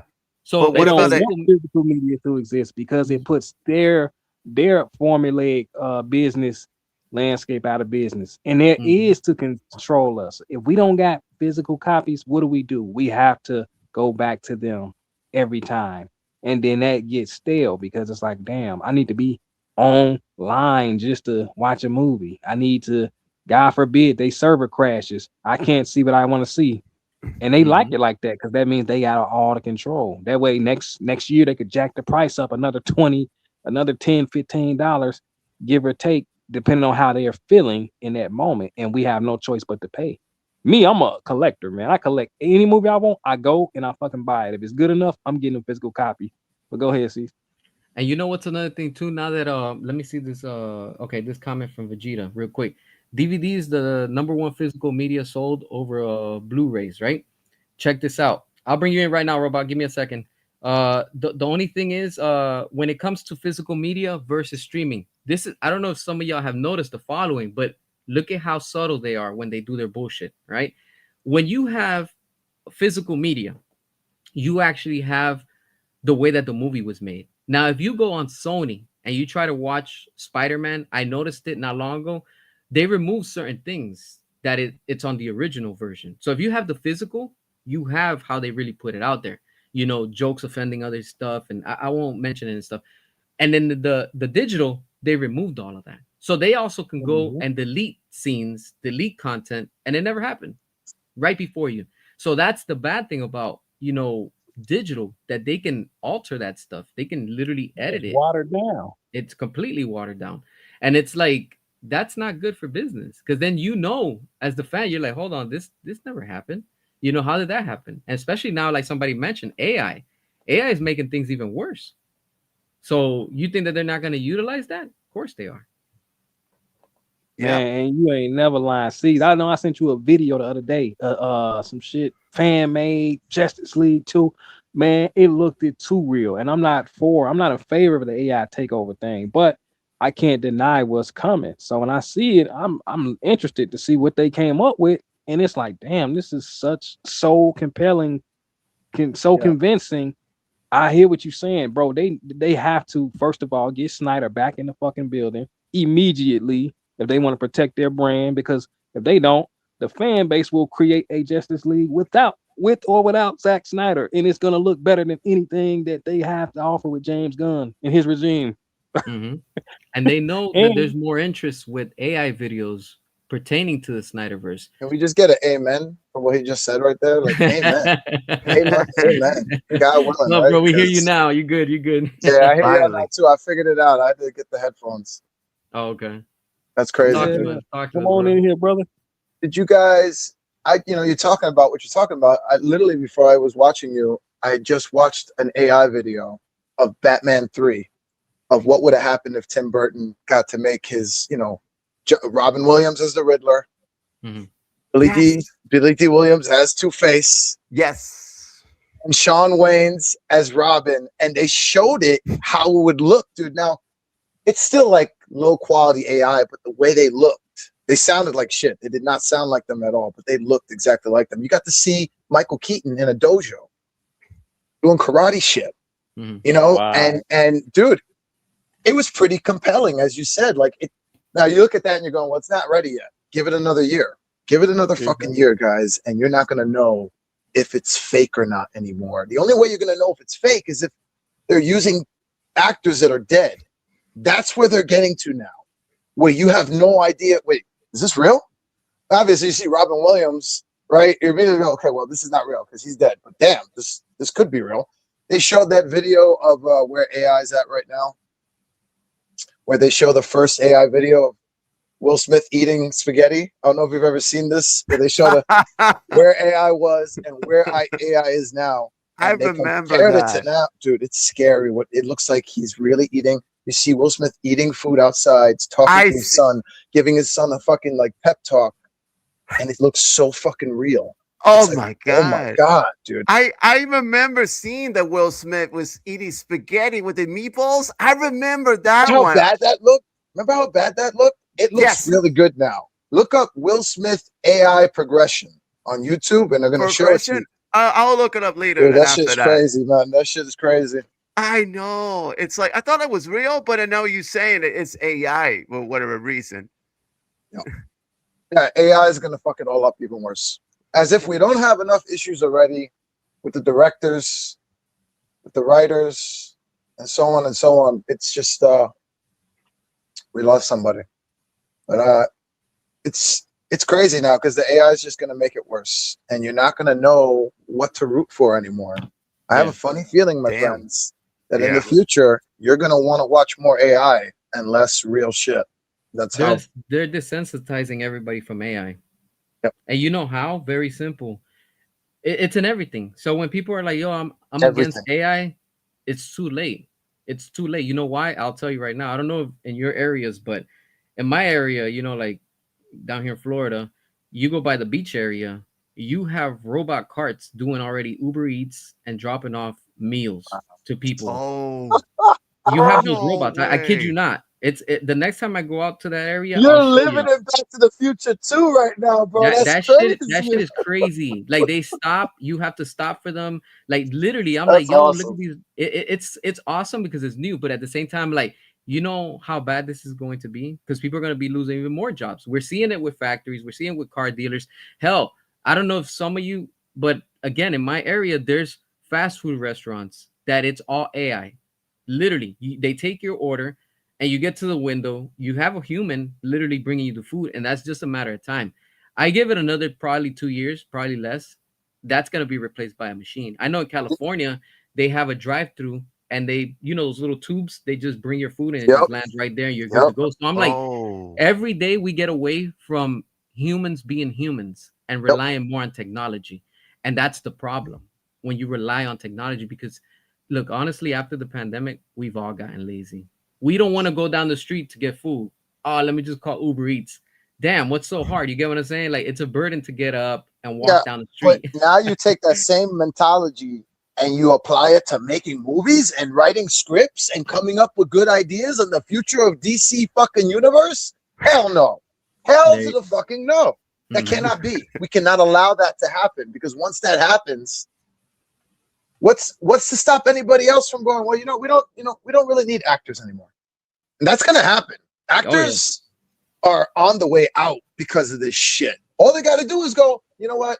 I don't feel like acting anymore. I'm going to retire early. I'll just pay for my likeness. You pay me to use what I look like and sound like in all these other movies, and I'll just give you the green light if I like it. I'm okay with it. Okay, yeah, green light. You can use my likeness. yeah. They're doing it in video yeah. games already. Mm-hmm. Look at fucking Dr. Dre. You think Dr. Dre was saying no to be in GTA 5 forever? Motherfucker said, yup. Where do I sign the check? Yep, that's it. The Another money. paycheck, because he's going to It's the get money. money every time somebody plays GTA now. There's somewhere in some sort of contract somewhere that says Dr. Dre gets a little bit of that too now. Okay, yep, Dr. Dre gets a little bit of that too. Get him 0.000 cent of a cent. Well, you add that up a million billion times with all these people, he's going to make some money off it. That's how everybody cares about who's getting their money, who's getting their check now. Mm-hmm. So what I'm saying is pay the right people. If you're going to do this, if you're going to make it about money, make it the way it used to be, where you would make the money and the fans were happy. Mm-hmm. Remember the 80s and 90s, guys? Remember the 80s and 90s? Everybody says that shit. But if you actually look at movie theaters back then and the big movies that were coming out in the summers, like the blockbusters back then versus now, it's so fucking scary sad. We got the last good movie. I will tell you right now, by the way. So we're talking about good movies or bad movies, to be honest. True. The Obsession movie was actually pretty good. I was the first one to talk shit about it when the trailer first came out, and I ate my fucking foot. Like I literally put my big ass 13 and a half foot in my mouth and said, I need to shut the fuck up because that movie was good. But then I got mad. The second I enjoyed it, I got mad again because I thought about it. I was like, so you can do this. There are people in Hollywood that still can get something done right. This movie, Obsession, was made with less than $1 million. And it's like a box office hit right now. How are you going to make these movies? How much money did they spend on Supergirl? See, that's the questions we need to be asking. On fucking on just alone paying fucking what's his name to be Lobo. Okay, like the amount of money that they spend on these blockbuster hits and the money they're getting back from it, it's not adding up. Thank you. That's why whoever at DCU said, okay, let Snyder cook too. But what about James Gunn? Let him cook too. But wait, we can't have two DCUs at the same time. Why not? We got what's his name doing the Batman with the Batman show. We technically have 3 Batman universes going. Unless they're deciding to include Robert Pattinson in with James Gunn, it just doesn't seem like that's happening. That looks like 2 different universes to me. I do not see Oswald Cobblepot fucking what's his name, Colin Farrell fucking Penguin. I don't see that in the fucking Supergirl movie. That just doesn't fit. Doesn't fit to me. No, if they're it doesn't doing fit. that, then they're I crazy. agree.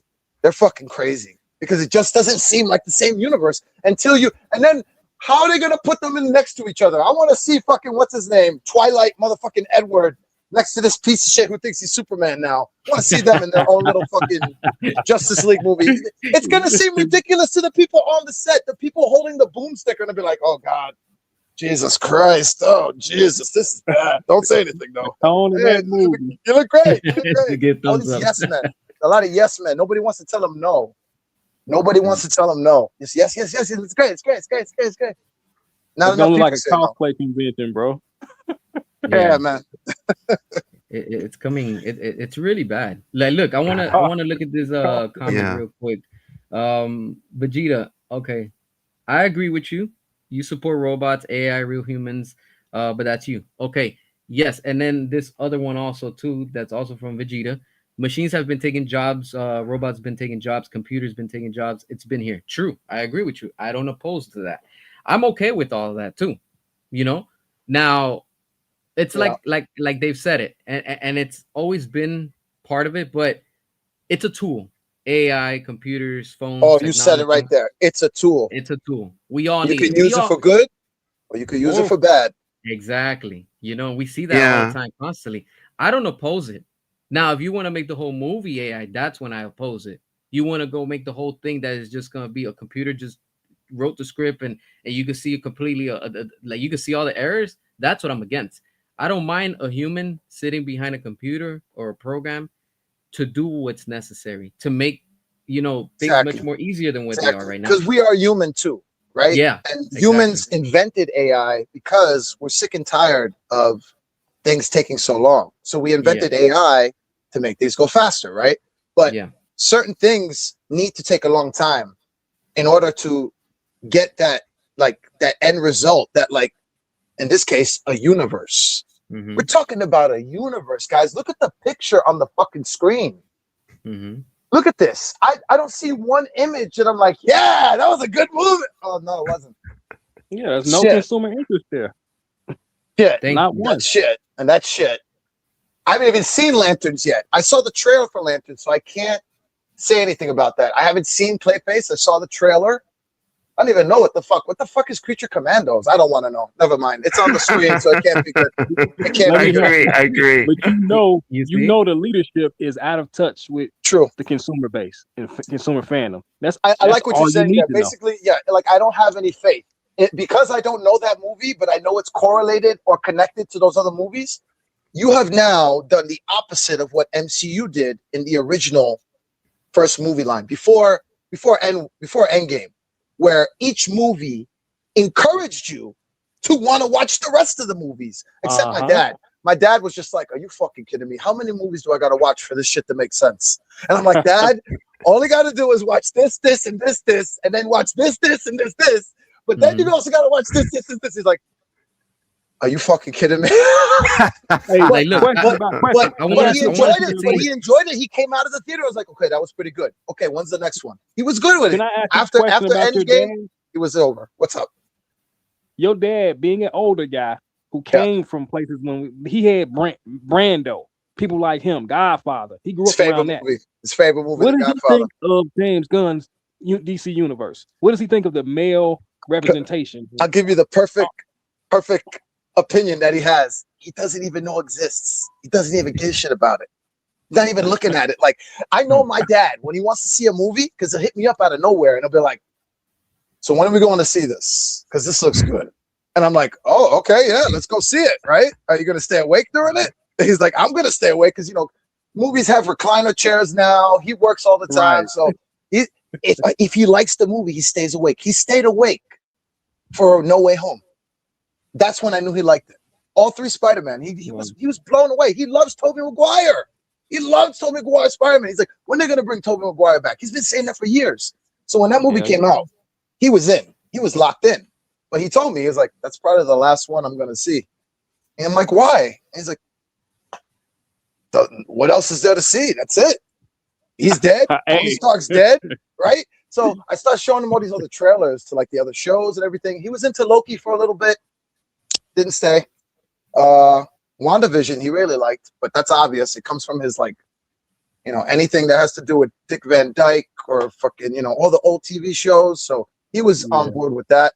But then he kind of felt let down because he was like, there's no closure here. Where's this going? He hates shit that has no closure. He tells me, he goes, don't show me shit that has no ending. Don't tell me about a great show that never had a 3rd season because they canceled the show. I don't want to watch it. And I'm like, all right, well, I can't tell you about a lot of this shit then because what are they going to do? He's upset about what they did with Loki and the what's his name? They fired his ass. Brain farting. Jonathan Majors. Jonathan Majors. Kang. He's so upset about that because he was on board with that. And I was too. I was too. I was like, yo, I cannot wait to see this. I think he's going to be crazy. I think he's going to be back. You think he's coming back, Steve? You think he's coming back? Yeah, they're keeping that under the cover. That's going to be the big reveal. That dude's coming back. Wow. Do you think he's coming back in Doomsday in Secret Wars? Yeah. Yeah, hell yeah. Yeah, okay. Yeah. Okay, so now I'm gonna drop a major bomb on this and turn this to another direction. Why would he come back? And why wouldn't Gina Carano come back to Star Wars? What's the difference there? They both, Gina I feel like, has got ovaries betrayed. and Disney doesn't want that. And probably this dude. Oh, yeah, straight up. What was the name of the? I thought you were going to say because she's not a good UFC fighter anymore. Oh, oh my God! The lady. No, I'm kidding. I'm kidding. Stood I up to Gina Disney. Carano. I'm just kidding. We gotta give her credit. Yo, that lady has ovaries like the size Dude. of grapefruits. So, like she stood up to Disney. She didn't. I'm just saying. Fuck, she took her licks from Disney and then some. Over a stupid comment. Even what's her name? Even Black Widow. She sued the fuck out of Disney. Scarlett Johansson.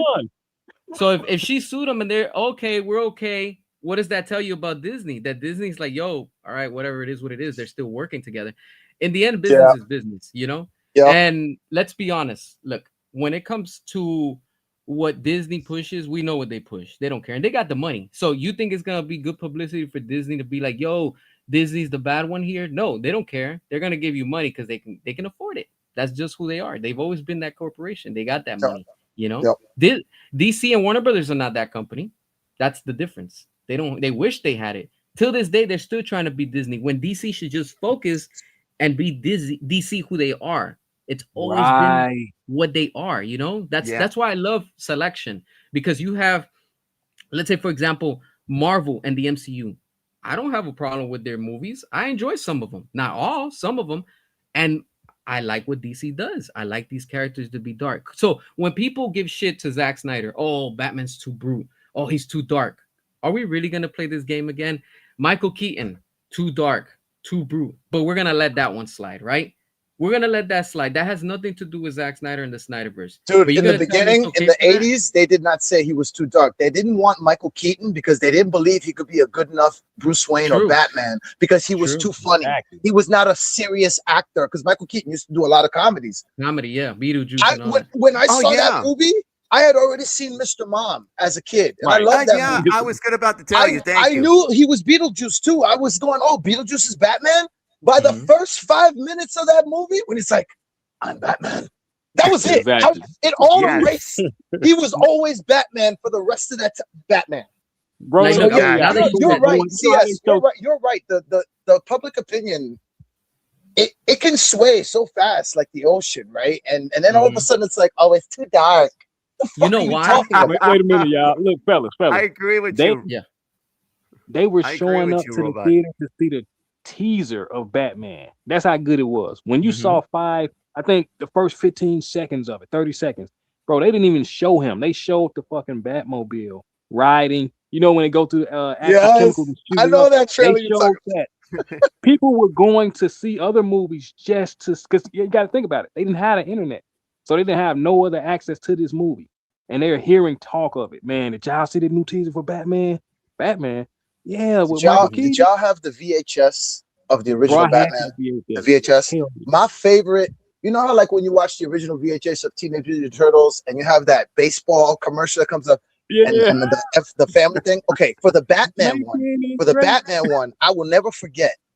Never to this day, because I watched that movie over and over as a kid. Like I already know what you're gonna say. dude, Looney Tunes. the diet. No, the Looney Tunes one too, with Daffy and fucking Bugs, and they're erasing Yeah. themselves and shit. That was great.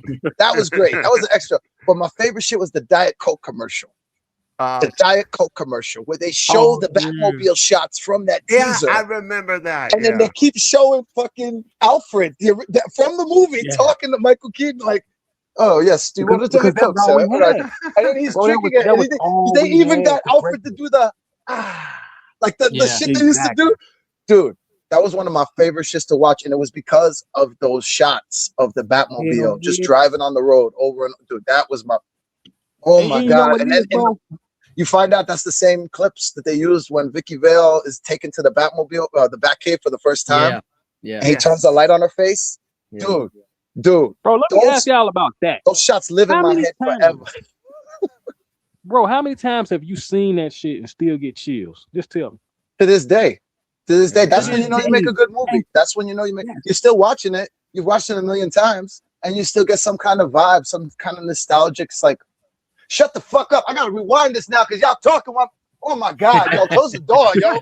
And they're looking at you like, you've seen this movie a billion times. I don't care. This is my favorite part, yo. Oh my god, yo. Because you enjoy it. That's Raise the value. My dad wouldn't say anything. Good. He would just rewind it, and that's when I know he really liked the part of a movie because he would just rewind it and raise it mad loud, even if people were still talking. And my mother would just look at him, but come on, let's go to the other room. Come on. And I was like, I'm learning the ways from you, Pop. I'm learning the ways. This is how you let people know this is a good part. Y'all should shut the fuck up. This is a good part. Hey, bro, look, I did that to a girl I was dating. She hated Batman after me, bro. I used to watch Batman. I was in college. I used to watch it and she would get mad. Everybody has done that with a movie. CS, which movie have you done that with? I bet you it's a DC movie that you've driven a girl nuts with. That you're like, okay, you busy. Yeah, it's been. What movie? What movie? Yeah, pick one. There's probably a bunch, but there's one that happened over and over again. Nah, he's a lucky one. His girl Superman. It's either which one? Come on, give us Superman or Transformers. Transformers. I know Steve's girl hates Transformers. I know she hates Transformers. It's got to that point. It's like, damn, you gonna watch that shit again? Yeah. Why you keep rewinding the Megan good parts, y'all? Why you keep rewinding the Megan good parts? Why you keep rewinding the Right. He gotta hide his Optimus Prime toys. For me, it was Star Wars. I want Star Wars. I would make any girl hate Star Wars. They would never watch Star Wars again after they came over my crib. They would be like, we're not watching that no more. I'm like, we're gonna watch it one more time. No, we're not. Look, I want to acknowledge this comment while we're talking about all this because it's been sitting in the chat for a minute that I brought it up. But look, real quick, this one's from Loopy. You can still make a good move, good money with a low budget. It's the big corp studios that are the only ones giving money to the shitty scripts, and that's true. They should let us super chat the sub sometimes because Loopy Yoshi, that's like a number one. Like, wish we could star that shit and send that shit straight to Hollywood. Like, can you read? Can y'all read this? Do you see what this is? Yeah, bro, they know that. You know, they don't want us to know that they know that. Come on, man. That's the secret. The biggest secret. That is literally the secret right there. That's how you do it. And they say, hey, man, we need more money. But for what? What are you doing with that shit besides pocketing it? And then you tell us. Yeah, because there's not enough desperate shit anymore. Everybody's got too much money and they don't know what to do with it. You know, when Lucas made Star Wars for the first time, he was desperate. He was just like, yo, I just need to get this movie done. Now it's just like, well, I don't know. I don't know what I'm feeling. Let's see what scripts are people looking at? What did you put on the burner? What's been on the shelf for the last 10 years? Let's try to revitalize that IP. What? See, Do you have a Hollywood good now is story? about Do which you have a good IP actor? can Do we you go have a good get. writer? Do you have a good story at all? No, but I feel like it's time to revitalize that IP. And that's how fans talk, man. We be the ones like, which IP should they go get? Hollywood is caught up to that shit, and they sitting back, what's We've been left telling them. undone? CS But has the been point telling is, them. CS has used his whole channel to dedicate to tell the world on YouTube, hey, this is what the fans want. They're not listening. exactly. They don't And fucking they Yeah. know. I But agree. see, Like you said, Robot. You mentioned that the George Lucas. Why he makes the one that he did at George Lucas already filmed. If you remember special editions, how many times what he's going to change this Yep. over and Yep. over and over again. Yep. Except that this Disney Plus, there's a part of where who shot first, Han or Greedo. And now the Disney Plus version, what was the name of Greedo? And he says McClunky. I never even such a fucking thing. Come on. Dude, 5 times. that is something Star Wars fans have been dealing with since day one, and that's partly George Lucas's fault for allowing that to be That's a his thing fault. now. Yeah, you know Because now why? anyone can do it, right? And then I Disney looks know. at it and goes, "Hey, while we're at it, why don't we copy off the origin story of Anakin Skywalker and make two Exactly. space lesbians who are also witches? Oh my god, yeah. Create these two chicks, Fuck that. and guess what? This is why Plagueis gets the idea for the Chosen One. Isn't that great? Sign I that. know. Sign it. I want to make that I movie. know. Make that movie. It's like what? What about T.I. It's Mundi? mind blowing. What about the age of T.I. Mundi? What about the fact that Yoda is like the wisest Jedi ever and would have known all that shit from day one? No. We don't need to worry about that. Those are little things. That's just the Exactly. lore. We don't care about the lore.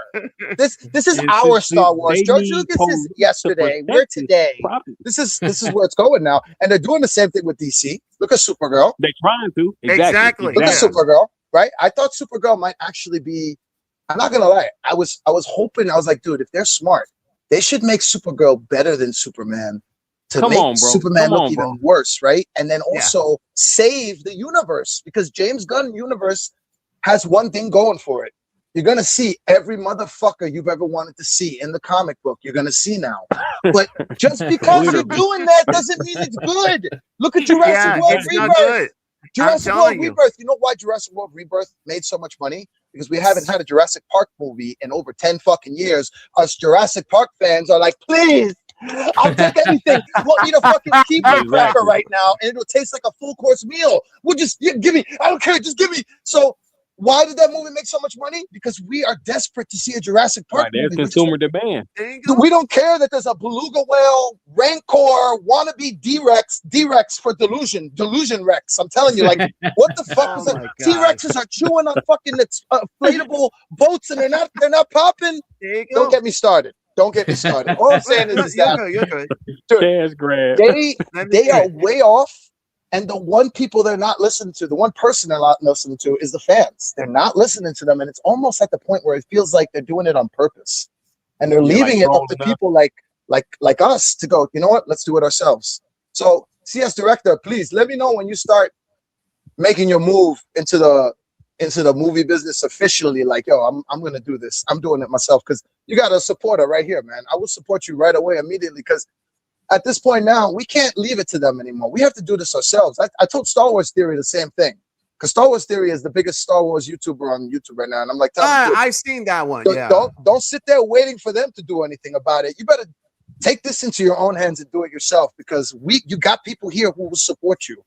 You know what I'm saying? And it's bad. It's so bad now that all four of us here are ranting about it. It didn't used to be like this, guys. It did not used to be like this. But I you know, miss there's Man of no Steel so protection much. behind the scenes, I miss though. Henry There's Cavill as Superman so much, dude. Like that was, dude. I would take, dude, Russell Crowe in the first 20 minutes of Man of Steel. Best Jor-El I've ever seen in my life. Best Hell version of fucking of Krypton and the destruction of Krypton I've ever seen in my life since Christopher Reeve. Because Christopher Reeve will always be like, you know what I'm saying? Like you can't just walk over that. You have to pay homage to the original, but also respect the new. Right. They're not doing that Right. now. They're saying sweep all the old under the carpet, and let's just do all new. Fuck the rest. Oh, you wanted to see Zack Snyder's universe? Well, fuck you. We're gonna do this, and we're gonna Yeah, make this motherfucker who used to be fucking economically, it doesn't Cyclops. make We're gonna sense. make him fucking. What did he used to be? Who's Lex Luthor? Lex Luthor used to be somebody else in Marvel. What did he used to be? Beast. Beast. There we go. Fucking Beast. Beast is Lex Luthor. Actually, the best thing about that movie, to be honest with you, he's just a good actor. I told CS about this too. It's like I talk a lot of shit about that movie, but the other thing that was good about that movie is him because he's a good actor. He did a pretty He good should job be. as He's Lex getting Luthor. fucking paid. But sorry, it wasn't. It's not. What the fuck was that movie? Yeah, I You can't know? connect with it. Yeah. So I many just of haven't us been able walked to out of connect. there and went, "What did I just watch?" Exactly. I didn't go in the theater, thank God. I saw that shit on Amazon when it was free. I waited. Good, I said, "Nope, good. I'm gonna wait till Amazon." And Wow. I as you thought it was going should, nuts. because it was a fucking disappointment. That's Oh, just what hold on a it, second. what it He's all gonna put comes a mute. down. Yeah, Yeah, but it I just agree that he was saying, "Wow, yeah, it's wild, like Bro, they need laws. They need laws to protect these brands and IPs because pretty soon we gonna have to come up with original stuff. They why gonna you think take I'm all coming the up with best my own stuff. universe with my own characters, my own I comedy. seen it, and you See what I'm doing, bro. saying? I seen one of your pictures. I like that. Tell Last us, one I tell us saw. more about this. Yes, I want to hear more about this. Give Yeah, us a yeah. pitch, man. Now that we're talking about it real quick, all right? My universe, plain and simple, is just like right now, ordinary people like us. We're tired of the system. We're tired of the bullshit. He's a regular person who goes to work, and this dude has had enough. In my character, Rebel Defenders, that's who the character is. Mhm. He has, he's a doctor, and like that business is shady. We all know.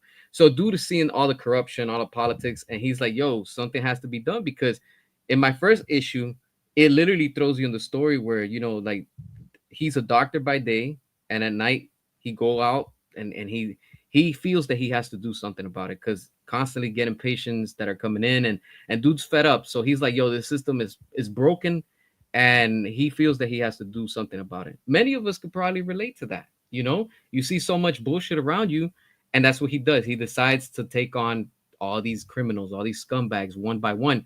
But you know how that is. You enter that world, it's not one, it's multiple. But you know what awaits on that side. It's very dangerous.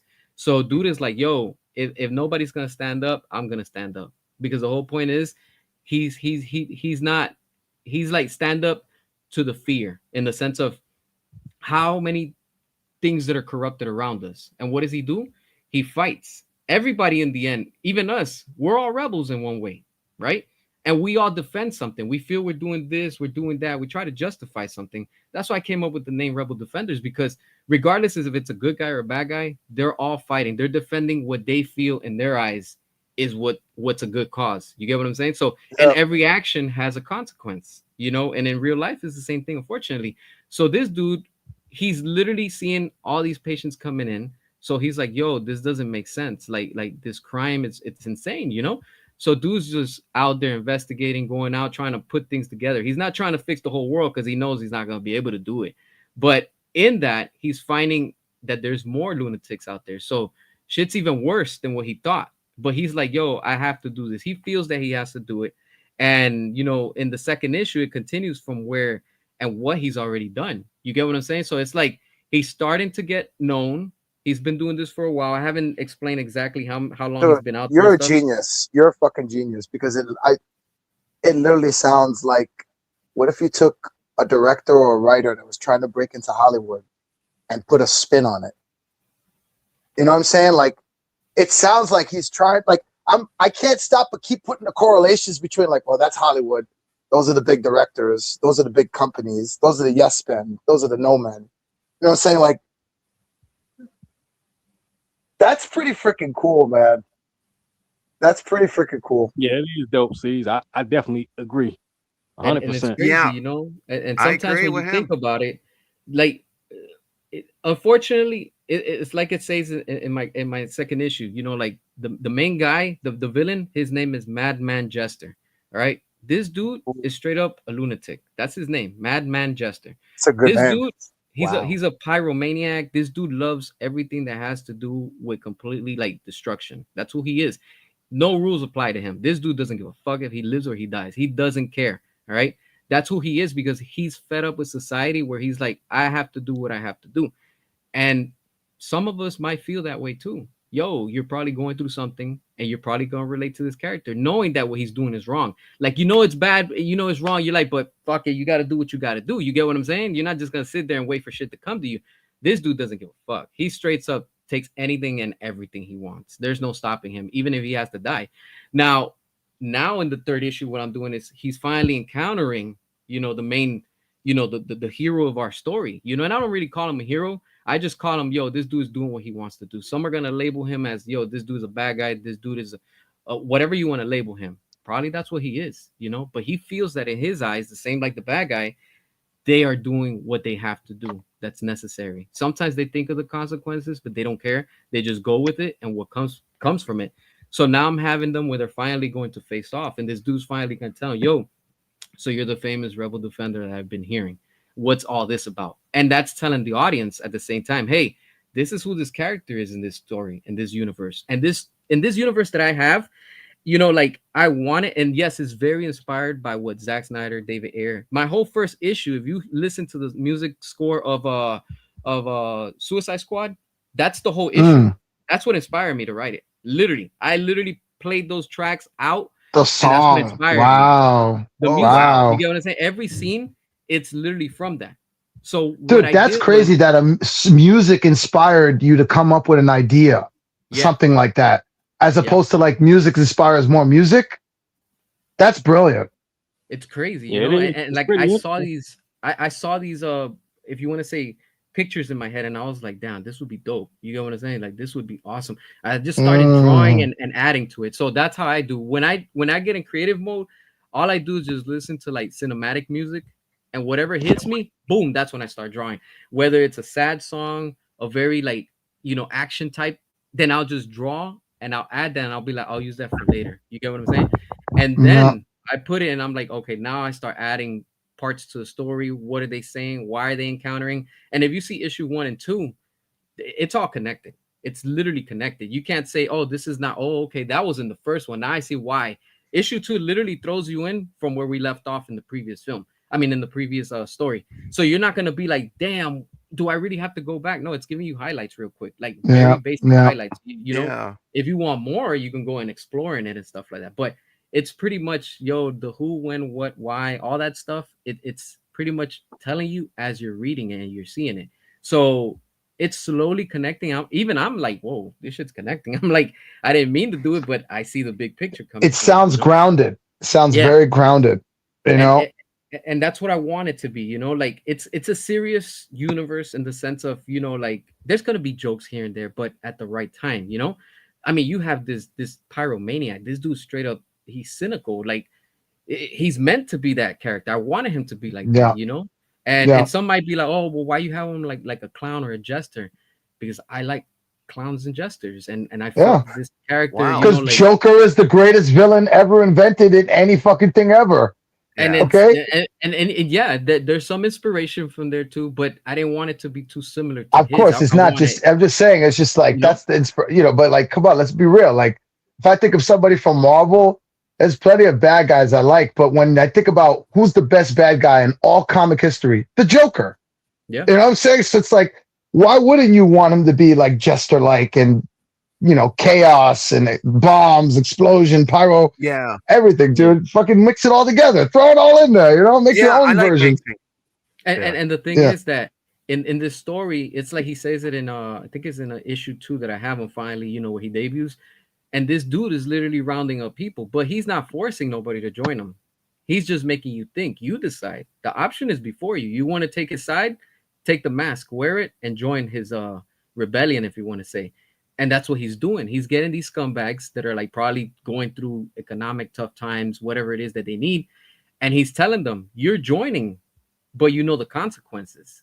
You get what I'm saying? So it's showing you that side of that world, in the sense of where it's like, yo, okay, you signed up for this. You wasn't forced.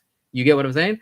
And it's telling you, like, society has created these monsters we've all been, and that's that there's a monster, unfortunately, in everybody. You just got to be pushed to the edge, and then people will break in certain situations, and that's what this scumbag is doing in the story, you know, and that's where we are right now. So it's pretty fun, but at the same time, Well, it's like, yo, like, you know, you add these little twists here and there.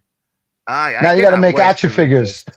You got to I make Yo, a man, cannot. I'm not. Kickstarter so you can do action figures, bro. I need to see your figures. I need to Yes, see your figure line. I'm gonna do your Yes. first review. You never know. I You never cannot know. wait.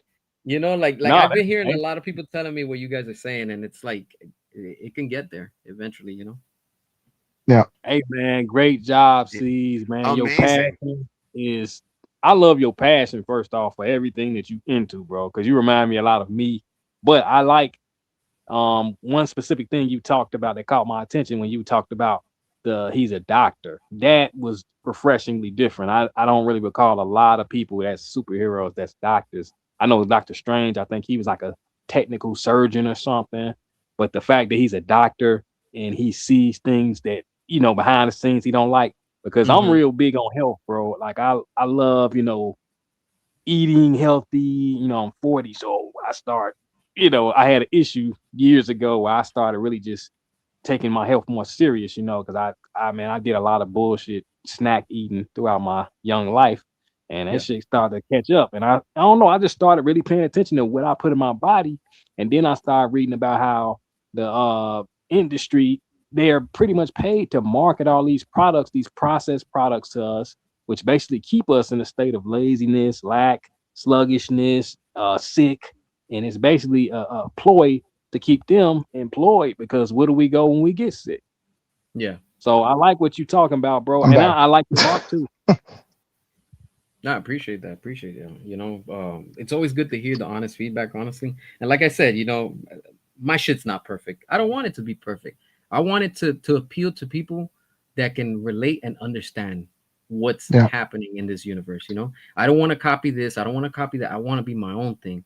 But I want the fans that like and enjoy it to be like, yo, I can't wait for the next thing that's gonna come from it. What is this building? What is it setting up? You get what I'm saying? Even I don't know where it's going, but that's the beautiful part of it, because as I, like the audience, keep on building, I don't know where the story is going. I can't sit there and be like, yo, I'm gonna write this script and go word by word. No, to me that's boring. It's more original, where it's like, yo, I saw something probably in the real world. I'm like, you know what? I'm gonna throw that into my thing.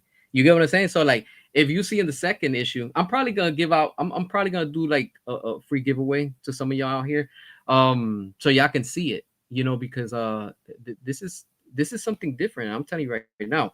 If people back this up, I'm telling you right now, like, we're onto something, you know. And I'm not just saying that just because it's my shit. No, I'm telling you straight up, this is something new that we need in the entertainment business, you know. Like, I've seen Mhm. so many stuff out there that is like, wow, okay, I see the potential, and people just give up. They don't continue with it, and it's not easy. You get what I'm saying? And as this Yeah. progresses and it grows, I'm even surprised. I'm like, yo, I actually did 2 issues, even though the digital, I'm trying to get them physical, but it's just it's one, it's very expensive. Two, it's like it's a process. You get what I'm saying? And it just takes time to get to that part. And I'm already on the third one. So when the time is ready and I'm already 100% good, where I'm like, you know what? I'm putting these on paperbacks. Like, you can get your official copy. Yo, 3 issues already. Damn. You know, like, and that's all. Like, it's leading. I think in August it'll make a year. So yeah, Should get it's out to some very. cons too. Get out to some conventions. I don't know what's your local convention, Yeah, yeah. but I've been definitely Yeah. get looking. out to some conventions. That helps. It definitely helps. People are always looking for the indie stuff now. They're like, well, what's your story about? You know, like I see a lot of that at Comic Con now and Toy Yeah, Fair. and that's the thing too. Now that you said that, the future, especially at the rate we're going right now with the entertainment, it's all going to be indie. Everybody, because you're seeing it. You know, they're doing it with the toys, they're doing it with movies, they're Yeah, doing it with games. Everything is independent, and that's sending a big middle finger to Hollywood, saying, "Hey, you brought this upon yourselves because now you have people taking it on their own and creating their own stuff and growing a fandom off of it." And that's how it should be, you know, because the future, the same way that AI is advancing, technology is advancing, comic books are dying. You know, Absolute Batman is what's saving right now DC in that yeah, department, but Marvel is crashing. And how? Because of manga. Manga is destroying the industry. yeah, dude. It Oh Yeah, yeah. really is. Manga's completely manga blew annihilated. up. You Manga know? annihilate, dude. Like if you go to Barnes and Nobles, the manga section has exploded, bro. Yep. It used to be this Wow. tiny little section. Now they have like a whole floor dedicated to nothing but manga. I'm like, God Yeah. damn. Yeah, It's crazy. Smart move it's would be to nuts. lease some of those IPs over to manga, the ones that not so popular ones. Take Well, the somebody. funny thing is that a lot of those IPs are literally ripping off or making fun of American culture, American superheroes, American everything. You name Yeah. it. Yeah. They're taking from our shit and just going, let's poke fun at it. At Yeah. You least you know? get paid if you Yeah. lease it out. The IP, you Look still at get My some. Hero Academia. Look at My Hero Academia. Tell me how many DC fans. I want to see a graph scale of how many DC fans left the DC universe when James Gunn took over or whoever took over, right? And they were just like, I'm done. And then went straight into My Hero Academia because they got what they wanted from there. And they didn't get it from there. And they still want it from there. They want it from Batman. They want it from Superman. They want it from Wonder Woman. But they can't get it. Right. So Yeah. they go to what they can get it from, which is all these other characters. That's what I'm saying. The time is now. If you want to break out your shit, CS, you got to do it now because Yeah. the fans are thirsty for new. For new. What's new, but also good? As Yeah, opposed the to market. Hollywood, new. We don't care if it's good. Just new. Eat it. Shove it down your throat. Eat it. And it's like, are you serious? And it's You know, like, not working with them. You know, it's Yeah. rough. It is becoming stale, bro. When you get online and you see everything being remade through AI, it's like, bro, there's no. It kills the interest the more saturated things become. That's what Yeah. they got to protect. They need laws in play so that you Agreed. can't just go on and create 50 million versions of my character without my at least having to say to protect the integrity of the character. Because Yeah. I'm seeing gay Supermans and it's cool, you know, here and there it's a spoof, but man, it's just too loose. It's too much. And then I told y'all by 2035, I believe, Superman goes into the public domain, which means they don't no longer have the rights to stop anybody who wants to come along and just use Superman's likeness to make something. My dude, I have no problem with lesbian space witches. Let me make that clear right now. Okay? I don't give a fuck what you like to eat all night long and muck down on. Don't care. What I do care about on is you taking Anakin Skywalker's origin story and saying, yoink, two chicks now. And this is where they get the idea from. This is where Plagueis gets the idea from, which puts that into Sidious's idea. You literally just rewrote, not just made your own story, but rewrote George Lucas's lore. Now, you take that and you apply that to DC and to Marvel, and what's next? Look at it. It's happening in front of our face. Star Wars, done. Lord of the Rings, done. What else? Go ahead. Keep going. Harry Potter. Guess what? That about to be done too. Guaranteed. Done. Yeah. It's bad, dude. It's at this point now. I feel like they should give a lot of these IPs a break, but at the same time, there's not enough other shit to, replace it. You don't want to like have no comic book movies at all, right? But you're putting it in the fan in a position where they don't want to watch these new movies, and they're watching more fan made movies on YouTube than they're going in the theater. So now you're helping kill theaters. And what is their solution to this? Let's start selling popcorn buckets, guys. We're going to start selling popcorn buckets, and we're going to start doing action figures in the movie theaters. This will get people to come back. Those Man, you know popcorn what they buckets should do? have gone out of control. How about you make a good movie that I want to see in the theater? Dude, I'm telling you, it's about quantity. They're trying to get the next thing out. They ain't thinking about let's make this one thing. Like James Gunn, he should be working on Supergirl, but this motherfucker is thinking about Man of Tomorrow. It's like, bro, why are you on a set over there when this movie doesn't even have a good press run? Or I like what you're saying. That, dude, LT, you make a very good point. It's like he's working on the future movie while still working on the current movie you're working on. That's what I felt like I was watching with the Superman movie. I was like, dude, I get it. You don't know if you might make another Superman movie or not. You want to put every single goddamn character you can in this movie just to say you did it. But guess what? Now you are getting a chance to make another movie. Did you have a plan for that? Oh yeah, we'll just keep adding more characters. That motherfucker was running back to make Peacemaker while he was making Yo, the Superman Peacemaker shit 65. was always bad, but I Back actually and forced forth. myself to watch that recent season, and the level of quality was already like, it's like you're watching a shit sandwich, but now you're watching someone eat the shit sandwich. Damn. If that makes sense. Like, it's still shit, but now someone else is eating it or whatever. I don't know. It's just bad. And I It's believe bad. God was taking, he was cutting corners, but he also was telling them the casual audience that he put so much money into these projects because it's a such thing as a passive audience. Look up the word passive. Passive is the guy who says, well, damn, they got my coffee wrong. But you know what? They maybe had a tough day. I'll still drink it. And really, it's a guy who don't give a shit about his job, don't give a fuck about you, and he makes the shit coffee, even though you told him how you like your that. And that's who they're listening to. That's who they're listening to. There's 100 people that go in the theater, and 90 of those people are actually Batman fans.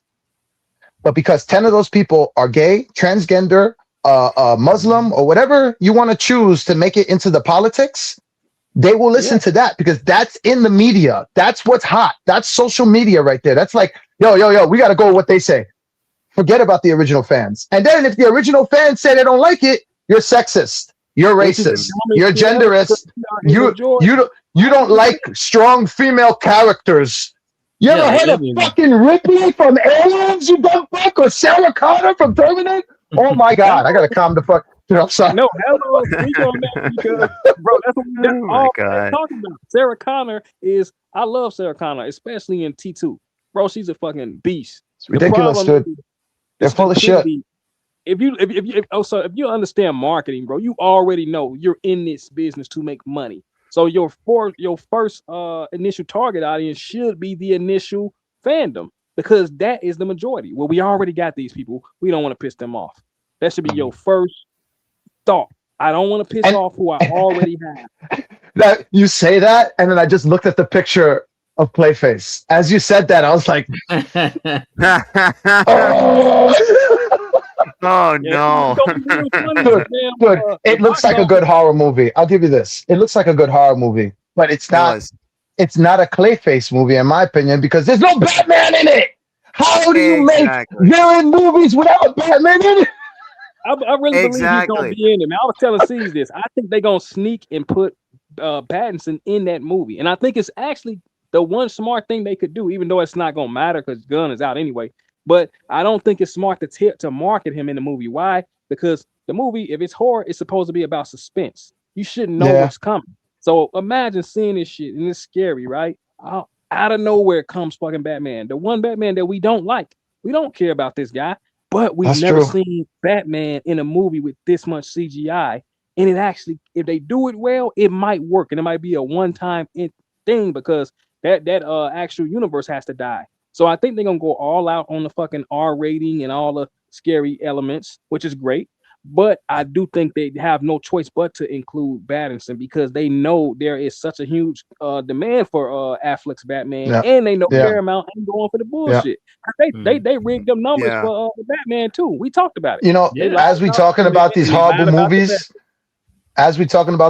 movies, my dog just took a shit, so that the smell of dog shit is in the air while we're talking about these movies, and I was just like, funny. I was already smelling shit before I smelled that. Now it's all cemented in. Like all of these movies, they're big turds and little turds. It doesn't matter how big the turd is or small. It's just they're turds, right? Yeah. You're right, man. No, you're right. I hear what you're saying. You're absolutely right. Like it's ridiculous, dude, because they're trying to do Venom. That's what they're trying to do. That's DC's attempt at trying to do Venom. And it ain't happening. That's why Venom stopped. That's why they stopped making the Venom movies, bro. Like they're not learning their lesson, bro. Like now you mention it about Venom. There's no Spider-Man. All these Venom's films, but now look what happens. Now look what happens to Joaquin Phoenix Joker. Well, the first two is already dead. Where's Batman or Bruce Wayne? Nothing. And then what happens? Clayface. No. You know what? That Joker had a chance if they didn't come out with that sequel. When they did that sequel, that was dead because it went from this could be serious, this could be a whole nother take on the Joker to a musical. And I was just like, well, I'm done. I ain't interested. But Sign bro, me out. They knew in I was Peter advance. Griffin. I was Peter Griffin in the fucking that gift. Done. Just walked up. Nope. Oh my God, I agree They with knew there you. was no consumer interest for the Joker 2, and they still went along with it. I remember listening to that guy, I think his name is Todd, whoever made the first film, and everybody was just like, yeah, it's great. It's gonna be great. You're gonna make like, bro, no, nobody wants this shit. What are you talking about? Nobody. And What then they got about? test screenings. So after the test screenings, you saw the people that probably had their heads down, scratching their fucking heads, like, bro, Yep. what is this shit? And they still Yep. said, you know what, we're gonna go all out. And you know why I think they did it? Because of fucking politics. They probably looked at the fact that they had Exactly. star power, Lady Gaga, and they said, well, Lady you know Gaga. what? That's what I'm You saying. want to Thank see? She's gonna sell. She has a big following, a big audience. But guess what? You want to see the last Batman movie I enjoyed? And I know y'all know about this movie. The last Batman movie I really enjoyed. CS is gonna laugh. He's gonna be like, "Of course." Dark Knight Rises. You remember Teenage Mutant Ninja Turtles versus with, Batman? yeah, I remember. Oh, bro, that my shit dude, was my so dude. dope. That That's cold. scene With Shredder? of Shredder and Batman. I watched that so many times over and over and over because of how well put together that scene was. Because it shows two things. One, whoever created that scene wasn't just going, it'd be really cool if Shredder and Batman fought, right? No. Every element of that fight is handwritten to like the T of like, well, what would Batman do if Shredder did this? What would Shredder do if Batman did this? To the very last drop of like the most realistic version I've seen of Batman versus Shredder. I don't know if there's another version out there, but that was just like, they're making one right now, live action. oh my god, that shit was so good, dude. Shredder. Yeah. But bro, I've seen that shit. I agree This with Batman right here, this Batman was fucking badass. Steez, what you think about that? Did you see that? No, that's pretty cool. Yeah. That scene with Shredder and Batman was pretty dope. Hell yeah, man, that was. They kind of like they did another. That's another movie where no closure because they go, oh, Shredder Joker coming to a movie near the never happened. Mm-hmm. You know but it looked good. At the very end of the movie, they show Shredder as the Joker, and it's like Shredder, but now he's a Joker. And dude, I was all on board. I was ready for that because how often have we wanted to see Shredder come out of his like every once in a while, just like, come on, just show some kind of like, haha, evil. He's always serious, but this was going to be a whole nother level of Shredder with the Joker fucking makeup on and the fucking Ace Chemical shit. And they said, nah, we're done.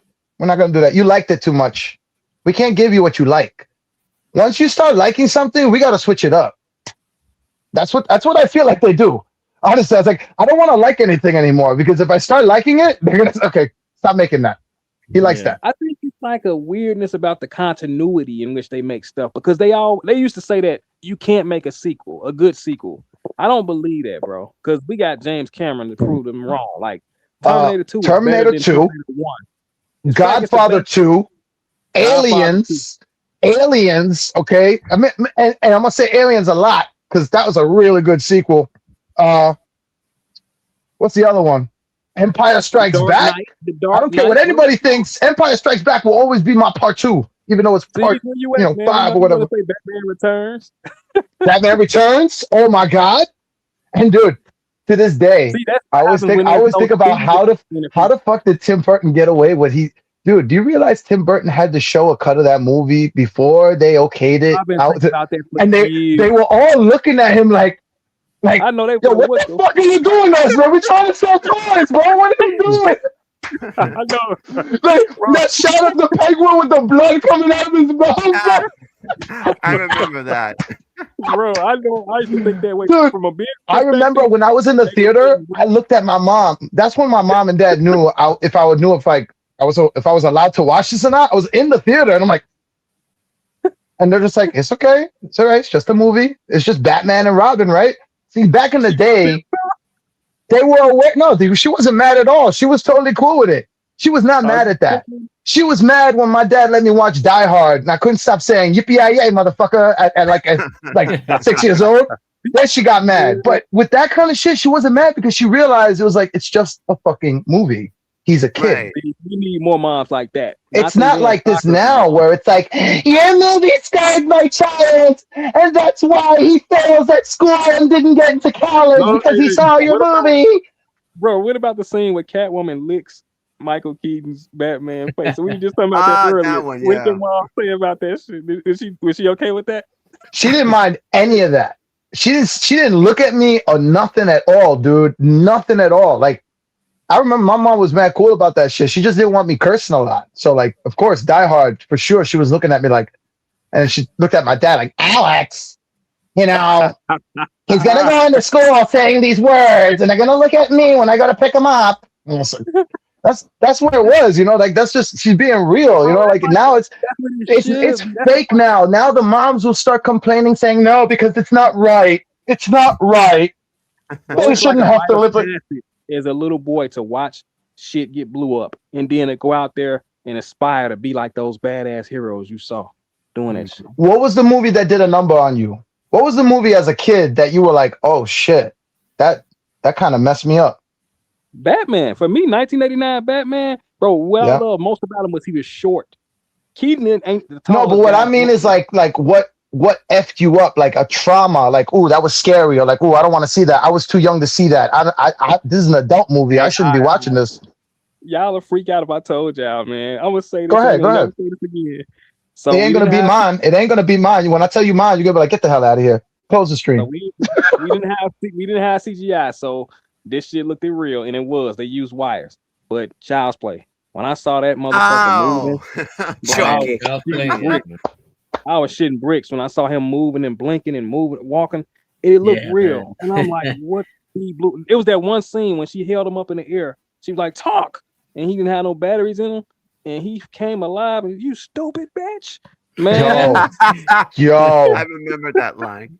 The seriousness of how scared she was. Like, she's holding a doll and she's scared for her life, bro. That was scary, man. That was scary. He looked lively. He bit the shit out of her and was trying. He was really putting up a good fight, bro. I was shitting bricks after I saw that. I couldn't be around. It's the way he screamed, his mad scream. I don't know, like, ah! When he did that, I was like, that's a fucking doll. That's a doll. Oh God, I know. Yeah, I don't think Hollywood can handle that no more, bro. Honestly, they had to dumb him down and make him silly. You remember Tales of the Crypt? Oh yeah. Yeah, I remember Tales of the Crypt.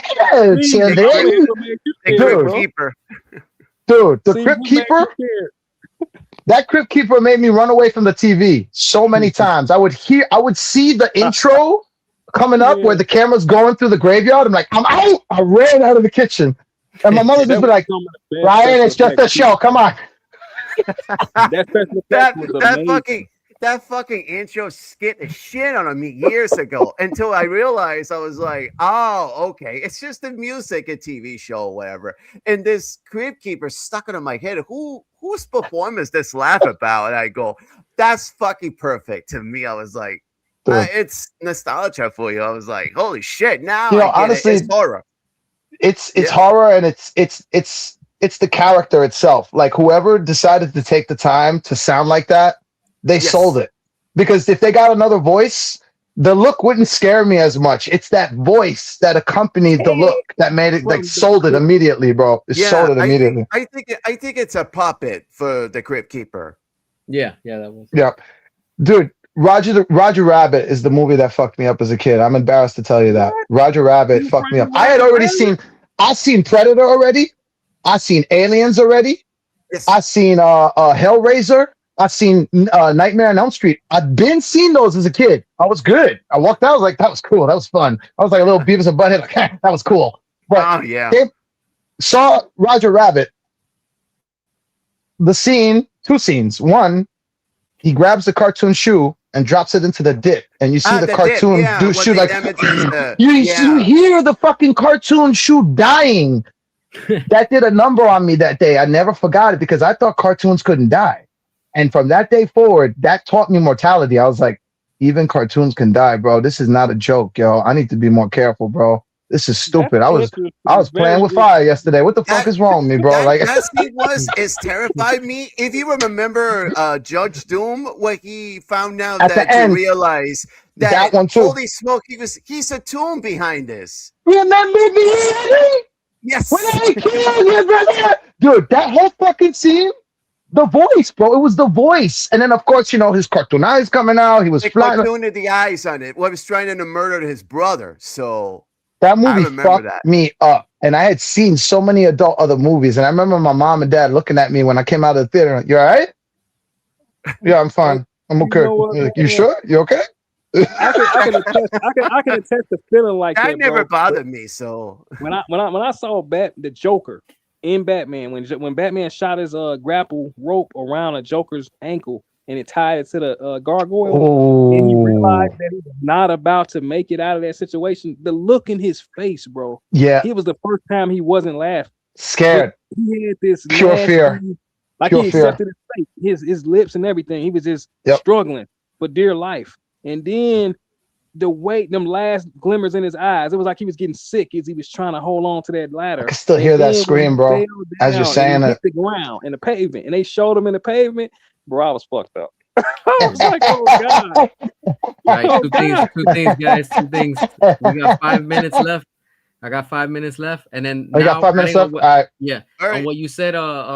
What messed me up now that you're saying that the Joker part, when Batman punches him in the face, and then the teeth come out with the blood. I was like, yo, that was Yeah. wrong for that. You know, as a kid, I was like, damn, that shit's Amazing. dark. You know, Like, yo, that looks real. yeah, was. you Bro, know, it's the like, penguin shit Like, looked real. whoa. When he fell in that damn Yeah. that pool and came out with Yeah. that blood in his mouth, the penguin in Dude, Batman Returns. you know she really put that bird in her mouth? That's a Yeah. real scene. She actually Yeah. held the bird in her mouth for like a few seconds and let it fly out. yeah. That I shit's read crazy. that somewhere. I seen an interview, man. That's pretty dope. I just think the way Penguin's head bobbled when he hit the ground and he finally died, that still Yeah. gave me chills. And to the this day, too, penguins bro. come out to drag his body into the water. Yeah, dude That is deserved. Burton that is deserved a damn cinematography. award. You see that scene you're talking about? That's cinematography right there.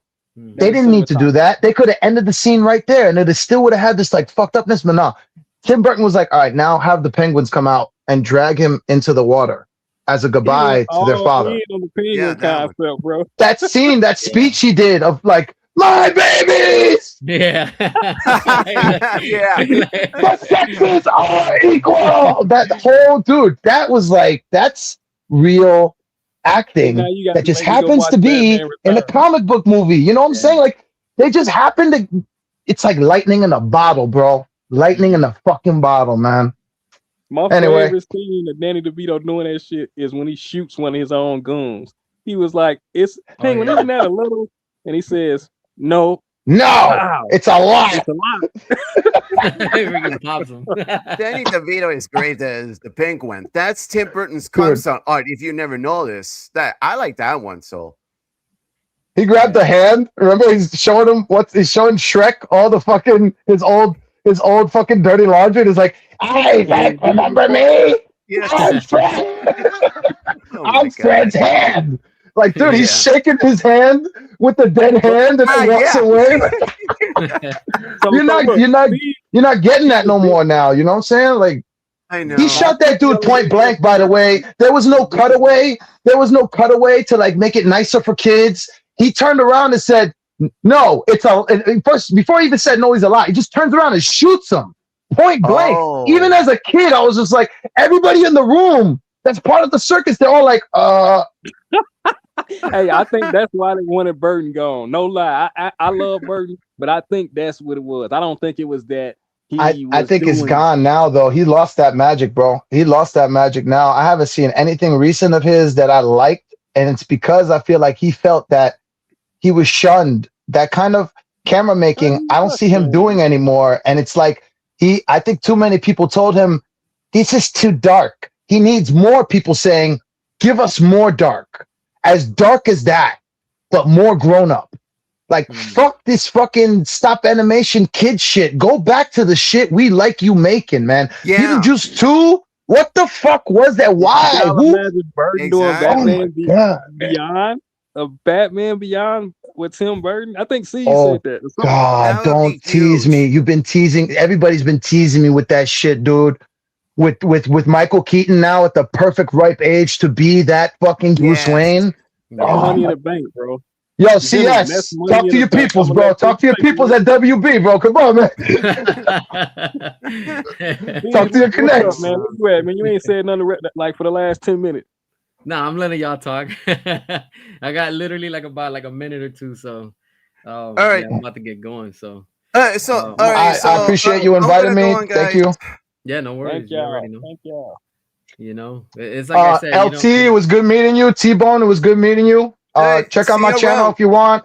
And I love you guys, man. Till we meet again. Love You love see Snyder you ya. too, Bros bro. up. Same here. Until we meet again. Peace, peace. Snyder Bros All right. unite. See ya. Fuck Yeah. James Gunn. Fuck James Gunn and his cultists. They're fucking nothing. They had no guts, you know. You know why? Because they had no fucking balls. That's when I see it. Yeah, they know You it. know what I mean? But yeah, that's why I'm telling you, man. In the end, what it all comes down to it, this is all just gonna go, even more down. And I'm telling y'all, just this whole interest with Supergirl is not working with the DCU. Supergirl is completely, unfortunately, thanks to James Gunn, it's dead on arrival. And once everything they realize that yeah, they messed up, Paramount, once they take over next month in July, that's it. It's game over for the DCU. They know it. He's cooked. He knows it. There's no trying to fix it. In the end, they're gonna have to forcefully cram in Robert Pattinson into Clayface into the DCU because they have no other solution at this point. They're just gonna have to go back and just restore and continue where it left off, and that's where we are right now. But they know it. We will stop at nothing. This is the year we do not compromise. We have to keep those wallets fully closed and locked, and that's how we send the message to them. They pushed this too long upon the audience, and fans all over the world have united, and we all came together, and we're just voicing our opinion. So that's what we do in this channel. We always voice our opinion and stuff like that. We don't take it personal. We don't get offended, but we do talk about how we feel as customers, consumers, and most of all, in the end, we're fans. So we are entitled to that because we are the ones with the money. So, what we want is what we want. And then the studios continue to ignore us, then we just continue to, overlook their products, unfortunately. But with that being said, I want to thank y'all for tuning in. It's always an enjoyment to hang out with y'all each and every time that we come to these live streams. And if something does pop off, updates. Today is Friday, so we're probably gonna be hearing some updates of something. I've noticed that every Friday something new drops from WB, whether it's something completely insane or something interesting. We'll see. We know for a fact Zach is gonna be posting, pictures online probably over the weekend and stuff. So I'm excited to see more, So it's always interesting and it's always fun with y'all and things like that. So I'm about to get going. Thank y'all again. I really appreciate y'all. Share the channel, hit the hype. Y'all already know the deal and stuff like that. And I'm gonna catch you on the next one. Till then, peace out, my friends.